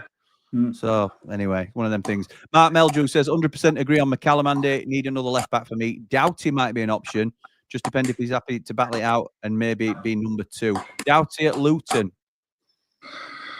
Yeah, Doughty's all right. Yeah, Doughty's a decent player. And can play further forward if you want him as a left winger as well, I think. So, but Tommy Doyle's reportedly available for 3 million. Are the stars aligning? Tommy Doyle, you'd snap the hand off for 3 million. Doyle for 3 million. Buy him tonight. Yeah, buy him tonight. Absolutely. Absolutely. And what you would do, even if Sousa, you got Arblaster as well, but Arblaster and Doyle, you could let Sousa go then you've got Peck in behind them. Jack Kenner says, this guy drove my dad's Uber today. Yes, I did. Shout out to Tony Kenner. Top man. I really enjoyed my trip with your dad, pal. And thank you for subscribing. Appreciate it. What do you think to the crossover rambles, Dad? The Behind the Ramble YouTuber. I've got to say that surprisingly, I've enjoyed them very much. I think they're really good. I know. They're really interesting. I'm your son. You're supposed to be actively interested in anything I'm doing. Well, I am. But you think, well, I never used to come and bloody ring you up and tell you what I'd done all day at work, did I? And say, listen to this. What I've done this, So it's like. Well, I rang someone first thing. Yeah, I sent a couple of emails at second hour. Yeah, all right, Jim. All right, you don't have to go into it.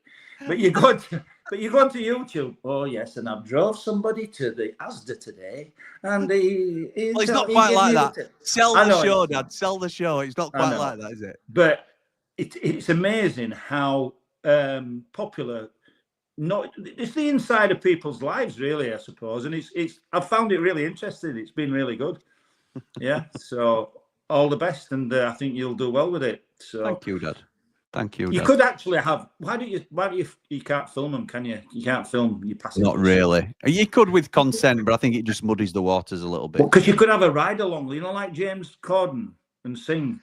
Yeah, I could. Sing songs along with them. We were joking about that. Me and James from Matilda Shakes. That's going to be a new show that we do where we ride. I'll probably just let him sing. Let's be right, and that's that might do well. To be fair, you would have loved it on that coach, by the way, Dad. It were well up your street with him singing away. Chef Paul says Cannon had scored 10 goals. As Andy said, 5 were penalties and 4 were in one game. I think the number of goals flattered the player. Thank you, Chef Paul. I didn't have to read that. Chef Paul he's the man. He's talking sense, you could say. It's talking sense. It did flatter him. I mean, Saint says, I think Cannon comes good. I hope he does. Saint. I really hope he does. I haven't answered any of your questions today. You've donated. You keep asking me what we're going to say, and I keep saying, I've no idea. I'll tell you later. So I do apologise. But I do think, I have said that I hope Cannon gets a chance. The problem is we giving Cannon a chance. And I said to you, you mean, I would like Cannon to have a proper run at it, like 8 or 10 games where he's the main striker. But what what if you give him a go at it and he has 8 or 10 games and he's still as crap as he has been for last season? Then we're 8 or 10 games down the line and we're mid-table. I've missed you on here, Dad. I'm going to say I've missed you. I've seen you every other day, but I have missed you on here. Rich says, "Hi Jimmy, do you guys think we'll bring in 5+ loans again this year?" I hope we bring in 5. I hope we don't bring in 7. Yeah, we'll bring in 4. I'll tell you why we'll bring in 4, because we'll keep one to one side. You think? We're allowed 5, aren't we? You're allowed 5. Well, we're allowed as many as we want, like we did this season. But in match day squad, you can only have 5. That's ridiculous. Why? Again, Chris, I love you. If you're watching, Chris, you know. Evening, Chrissy. I'll buy you a Peroni next time I see you. But why? Why do you bring in an extra loan when we can't play them? Don't know. Don't be upsetting the Messiah. But Holding, says, why are we thinking about bringing Holding back? Riff says, I expected Andy the Blade's goatee to drop off as soon as you mentioned Ollie Mack. Oh, dear. Andy's spot on. McBurney's a step backwards, says action location. Things like this will go against Wilder when the new owners make their decision. It might be nothing to do with Wilder. I think it might, like you said, it might just be clickbait, all this McBurney stuff. Scott says Emil Reese is a better option on a free than McBurney. Well, right. What did you think you were on about? Just Emil Reese were a better option, but I'm not sure about Emil Reese. The McBurney, no, I'm not either. I'm not. No, about anything. The only reason McBurney's could he? The only reason he's in the conversation is that he's a former Blade. Backup or not, any other non-Blade player with his record would have been dismissed out of hand, says Cooler King. Fair dues. Tom Denton says, Father Ramble is class, and I love to hear what he says. I agree with a lot of what he says, but I also see your points on bringing McBurney back. Thank you, mate. Thank you. Thank you, but no thank you, Thomas. Evening, Jimmy. Jimmy's dad and everyone else says big girls really do cry. The Sunderland fan. Thank you for joining us. Congratulations again. Don't be offended. That's probably the last time I'm going to say congratulations to you, though. Something tells me if we lose Vinny, Josh Eccles or Ben Sheaf. I think Hamer, Poku or Sainz. Sainz gone somewhere yet? Sainz ain't coming to us. Correct, Dad. Thank you. Talking sense yet again. And El could see us going for Bobby Thomas or Callum. I like Bobby Thomas. The one that probably jumps out to you there, Dad, who I know you like as well, Ben Sheaf. I think he'll cost a lot of money. That's the problem. Yeah, he hasn't done anything though this season. He got injured, didn't he? He got injured halfway through the season, and he hadn't really come back. He came back on and started playing, and he's not really come back to it. It's a bit like, I suppose, any player who comes back from a long-term injury, you've got to give them a bit of time to see whether they've fully recovered from it. I mean, I am so disappointed that we can't go for Suter again this year, because I think he would be ideal for us. Well, he's out for a long time, isn't he? He's out for a long time. It's like signing Egan on again when he were out till October or November, wasn't it? We couldn't do it. But why have we not heard anything about Holding going back in again for Holding? I don't. Why would Rob Holding come back? Absolutely. I listened to you the other day, Jim. When you I'd love him to, Dad. I'd love him. If you were Holding, why would what as Holding? Why would you not give him a chance to play? I know. And Dad, we don't. Crazy. And we've got to be aware, and we've got to caveat it with, we don't know the situation. The only thing I can assume, and it's an assumption, is that his fitness weren't there. And if he's not fit enough, then that's the only plausible reason why Chris Wilder knows a player, no doubt about it. And I do think he's stubborn, and I do think he's sometimes too loyal to some players that he really likes. But you can't deny that he knows what's needed, and he will be able to see, and he'll be told as well by people close to him, Rob Holding's a better player than Jack Robinson. I don't know. I mean, I think he's fixated on this. You know, when we play a back four on a right foot, left and a right, left and a right. Yeah. So I think he wouldn't have had any hesitation if Anel had been out playing him in next to Robinson. It's just that. Andy Stan matches his kitchen cupboards. That's when you know you've been away too much. Chuffing hell.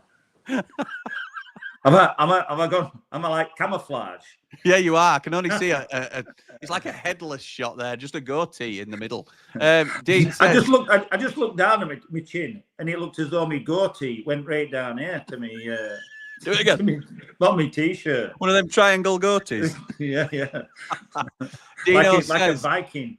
I think a big point we're not taking into account is how good are these new owners. They haven't put a foot wrong yet. Maybe we don't have to sell anybody.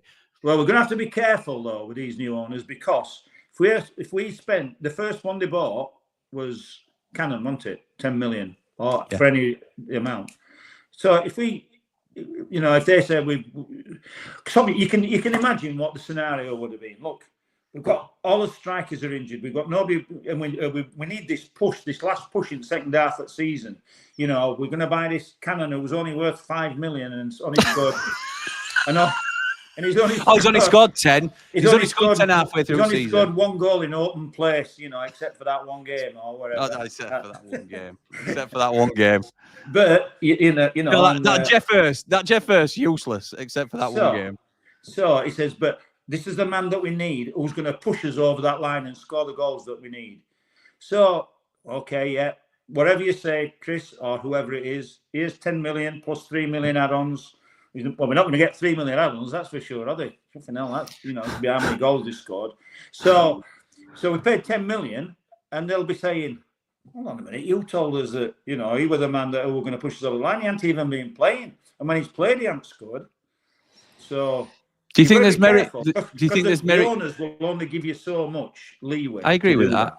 And he is ultimately. Andy talks sense. Andy does talk sense. But do you think there's any merit towards Ty Campbell playing so well because he's got a 10 million man behind him? Do you think that fuels his confidence?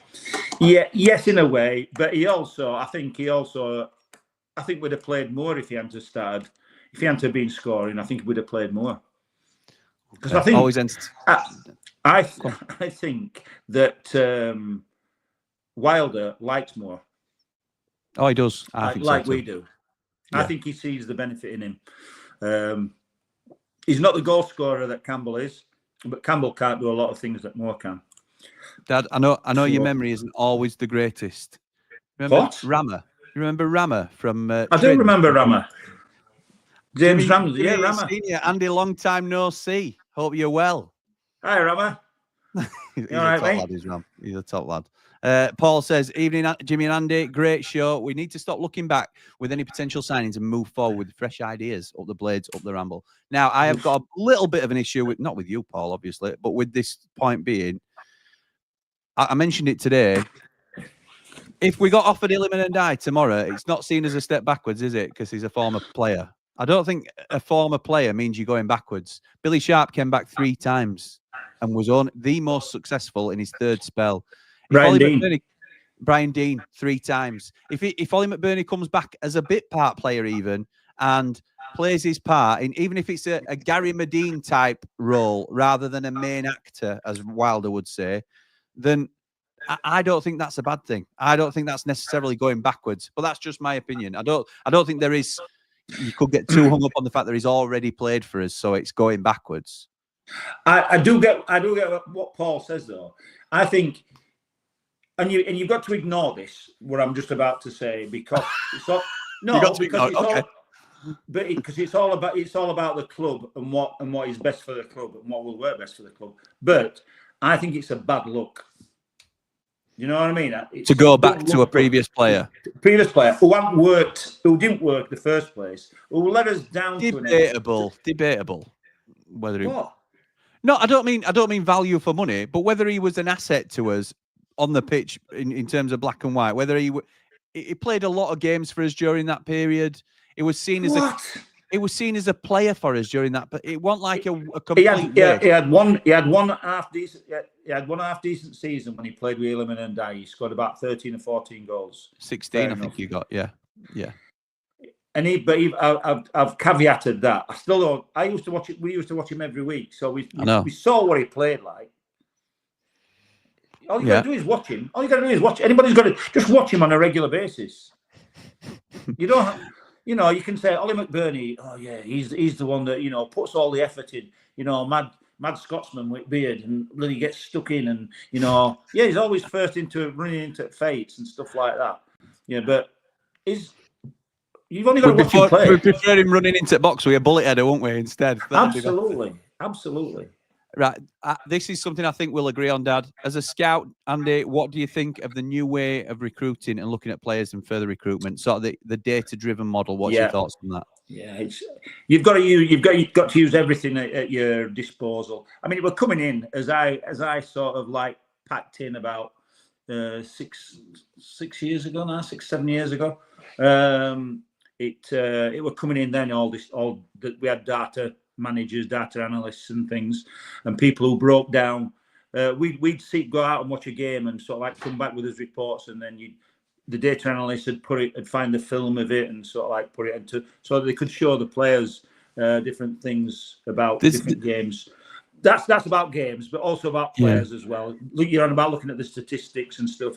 I mean, it all came in from the Moneyball stuff, which was done by a baseball fella in America who had a completely different way of looking at players. He sort of like all the old scouts hated it because it sort of like it did away with them and just superseded them, didn't it?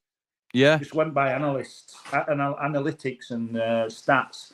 I think you need a bit of both, really. I think you do need a bit of both because obviously the stats can tell you all sorts of stuff that the eye test won't. But the eye test will also. Can I go back to my old friend McBurney? Go for it. Go for it. Oh no! I'll go to anybody you can talk about. You can blind me with stats and say they've done this and done that. And if I've watched them enough times, I will tell you whether that's true or whether I agree with that or not. Because I'll say, you can tell me whatever you want to say about that. But I'll tell you the one thing I will like. I'm going to touch on with Ollie McBurney. Like the year that I'm talking about when he got, I'm going to say 14 goals in Championship. Yeah, because it's worse than the truth. Which is a good return, no matter what you say. It's a good return, and we finished up getting into the playoffs, and we played Forest. I think he didn't win the playoffs that year. Yes, that's right. Yeah. Was that year? That was that year. I think. I'm not sure. No, I think it was a year after that where we went up automatic. Oh yeah, we might have gone up automatic. I think we went up automatic. Yeah, we went the following season, weren't it? When Gibbs White had gone. Yeah, that's right. And Dyer went main player. As well. And you cannot tell me that it wasn't because and Dyer was so good that season that we could see teams were putting 2 or 3 players on him and leaving McBurney on his own in box because they were so concerned about Dyer. But how can you put that in statistics? You can't. You can't. So you've got to be able to see that sort of thing. Completely agree. Stats will tell you. I love stats in terms of the running metrics and the stamina, and there's certain things that you can't quite get a grasp on when you think, oh well, he's got a good engine.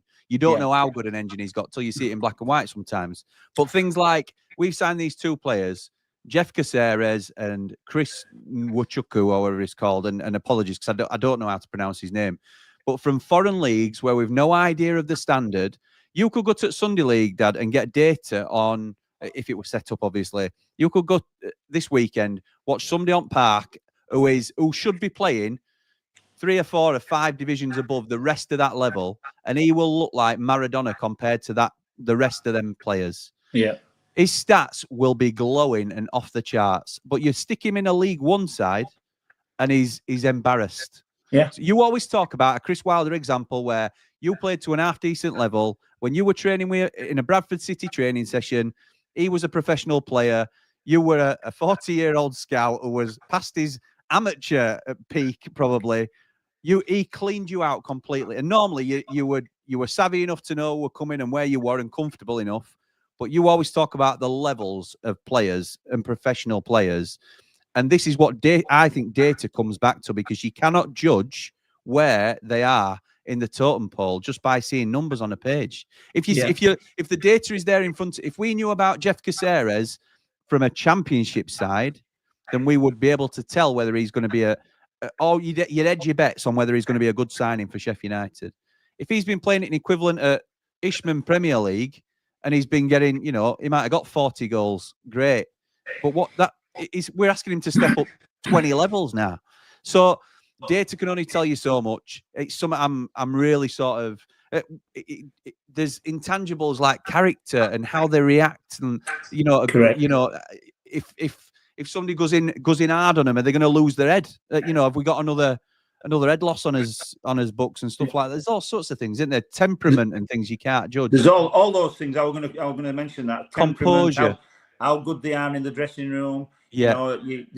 You've no idea until you sort of like you're talking to people or you're watching them. Even things like I'm going on to a good points instead of bad points now. Like Illiman, when he played, he was one of the best players at closing down defenders quickly that I've ever seen.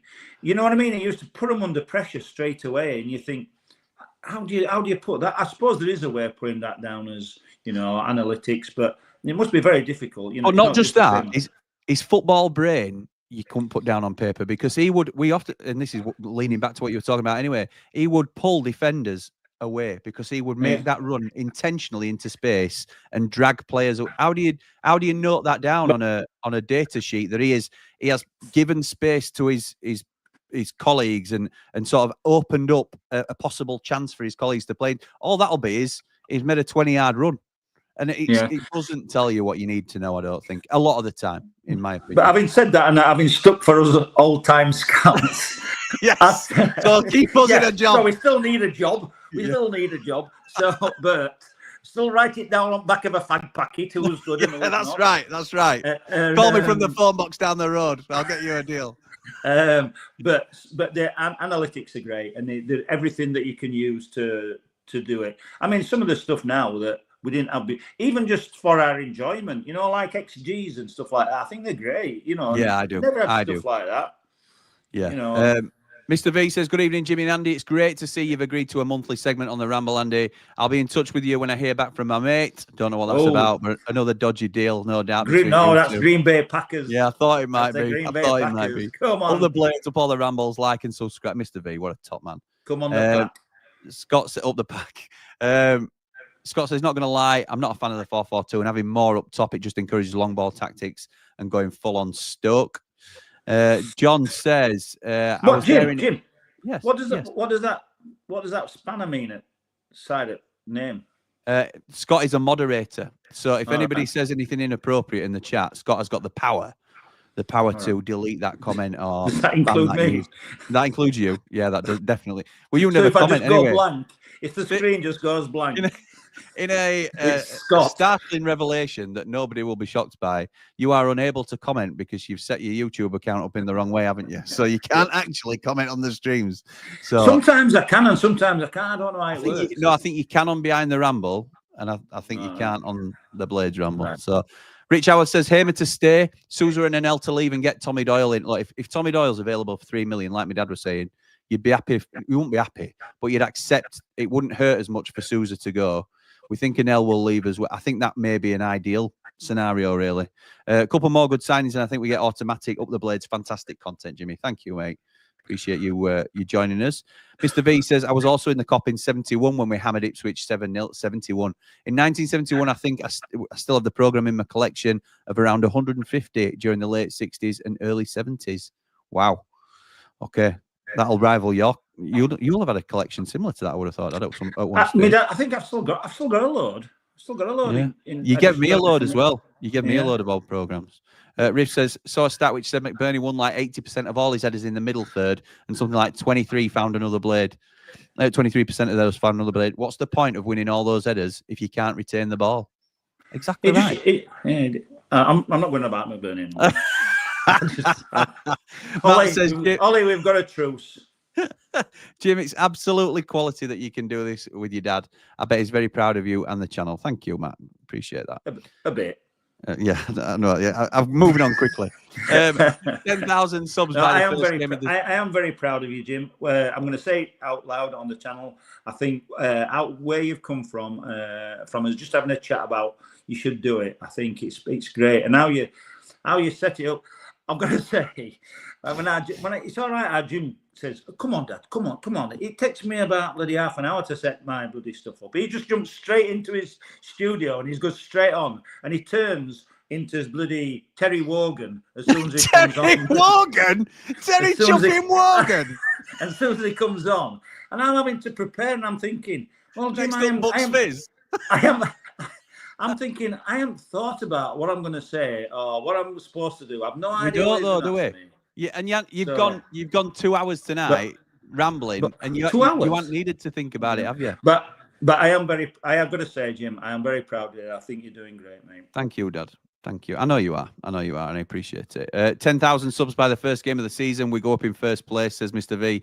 All the blades up all the rambles, like and subscribe. And a very generous $20 super chat from Mr. V. Thank you. You know, $20 owes you about 3p, don't you, in Canadian dollars, though, don't you? Listen, it can be 3p, it can be 2p, it can be anything from Mr. Vancouver. A pillar of the channel. Asula deal was the best in the club's history. Unbelievable deal, that says Mark Meldrew. It's some deal, isn't it? Nice one, Mr. V. 10k for the summer, says Chris. Loved this stream, says Will. Thank you, mate. Let's have a look what else we got. Chef Paul says, do you think young lad Sam Curtis will come good at right back, or was he a poor signing? Tell you what, we're listening to Darren McAntony this morning on his stream. He talks some sense, Darren McAntony. Yeah, he does. He says our loans last season were a disaster. Correct. Including Sam Curtis. That was all right. Oh, no, I thought he meant ours. Sorry, no. Darren McAntony's says Peterborough's loans last season were a disaster, and that included Sam Curtis. Terry baby, says Mark Meldrew. Yeah, you've done me there, Dad. Thank you very much. Terry Wogan. Jimmy will have a wig on next. Terry Wogan says, Rammer, thanks, Dad. Cheers for that. Please like and subscribe and share the channel. Let's get up to 10. I could have said some other DJs. Yeah. No. The best Blaze channel in existence, people. You know it makes sense. And I think, to be honest, on that note, we best sort of end it before he starts naming disgraced DJs on the channel. That would get us thrown off. So, Dad, anything else you want to say? Look, you'll be coming on next month anyway, because we've tied you in now to a deal. So, okay, I'm happy about. But anything else you want to cover in terms of going into the summer? Are you optimistic that Wilder is the man to piece together this rebuild again? Obviously, when you come back on, we'll be well down the line in terms of the summer signings. Are you confident he's going to get it sorted? Yes, as confident as anybody can be. Obviously, we'll be supporting them no matter what, no matter who's there. But it depends on who stays, who goes, who we bring in. But I'm confident Wilder is the man to do it. I'm quite happy for us to go again next season. I think we'll have, unless we have like we spoke about earlier, we'd lose 2 or 3 major players without replacing them, which I can't see happening. I think we'll be a major force, and I think we'll be winning more games than we'll lose next season. So I'm up for a new good season next season, and in our new seats. Our new seats, with Eki out Sal. Eki out Sal, yeah. Absolutely so I'm quite optimistic about next season. It's really strange how I felt coming away from Wembley, because I'd come a long way, as you know, and you'd think I'd be devastated. And I thought you would be. And I obviously know you very well, and I thought you would be, and you weren't, were you? I'm thinking, you were very philosophical about it, weren't you? Yeah, I'm thinking, we were a better team than Sunderland now. I'm disappointed that we lost, but I'm thinking it would have been, I wouldn't have been looking forward to next season. I would have been looking forward to seeing what we could have done with the money and what players we could have bought. Yeah. But even whoever we'd have bought next season, I wouldn't have been looking forward to next season playing in the Premiership. I'm much more looking forward. I think I don't like comparing ourselves with Leeds, but if we can do a Leeds and be stronger this year than we were last year, because no matter what happened, we had a great season last season. We got some great wins, lots of wins, but it just seemed as though our team were a little bit cobbled together last year, and we never played really well for consistently. We had some odd good games, but we didn't. I used to watch Leeds because obviously we'd be watching on your watch-alongs or wherever, watching Leeds, and you'd be thinking, these are just going to overpower these. Nobody. Right. They'd play Preston or they'd play Swansea or they'd play Cardiff. This is going to be 2, 3, 4, 5-0. I remember me and Jord watched a game late on last season. It was Leeds playing someone, and they went 2-0 up. It might have been Stoke game. Went 2-0 up after like 5 minutes. Well, that's it then, isn't it? That's it. Thanks for watching, everybody. But Leeds have beat these, and they've beat them convincingly. So you're right. And our games would be, 1-0 hanging on in last bloody 10, 15 minutes. Bloody, you'd be thinking, we'd go 2-0 up, and we think, oh, great. And then they'd pull one back, and it's 2-1 then for the last bloody 10 minutes, and you'd be thinking, oh, God, why can't we just... I think we said it a few times. Why can't we just win a game easily? Yeah. You know what I mean? I know. We don't have to thrash everybody 4 or 5-0, but just get a 2-goal. Win beat 3-1 or 2-0. It would always. I'd be interesting to know. I'll be all these stats that you're on about. How many 1-goal wins we had last season? Yeah, it were. We probably made our things a little bit better towards the end because we beat Stoke 2-0, did we? We beat Coventry 3-1. Obviously, we beat Bristol in playoffs 3-0 and whatever. We drew with Blackburn. And we won all. But we had lots. We had lots of 1-goal wins. Yeah, that's true. Oh, we seem to have anyway. We seem to have. Right. Before we get off, I'm just going to let you all know that tomorrow at 10 a.m, the 10-minute transfer for tomorrow morning is Ollie's Hour Blaster, talking about the rumours linking him to Brighton and Hove Albion. You've heard me and my dad what we've had to say about it today. Let us know your thoughts as well. I'll be touching on it in the morning as well. Also live tomorrow night at 6:30 for Ramblers only at that stage. I'll tell you, Motley Crue, is that a lie? Is that a police lineup? And all there's some rank states there, isn't there? Shocking, isn't it? Shocking, some of them. Unbelievable, then, boys. Yeah. Is Lee Eldridge praying there? He is praying, yeah. He is praying. In fact, do you know what we've done him there? Because he's been on at me for ages. I'll send you another thumbnail. I'll send you another one. I'll just use that one if you're not going to send me one, pal. So, yeah, that is Lee praying. Then after that, so that's at 6:30 live tomorrow for Ramblers. It'll go out on Behind the Ramble as a separate thing later on. Then tomorrow night, we're doing Germany versus Portugal. Wish me luck, Dad, because I'm doing a watch-along with Jamie Dumpling. So there you go. That's my night tomorrow. That's my night. Right, okay. Right. And on that note, I think we've been going nearly 2 hours, 10 minutes, Dad. So we'll say, come on, you red and white wizards. And do you want to finish? Up the blades!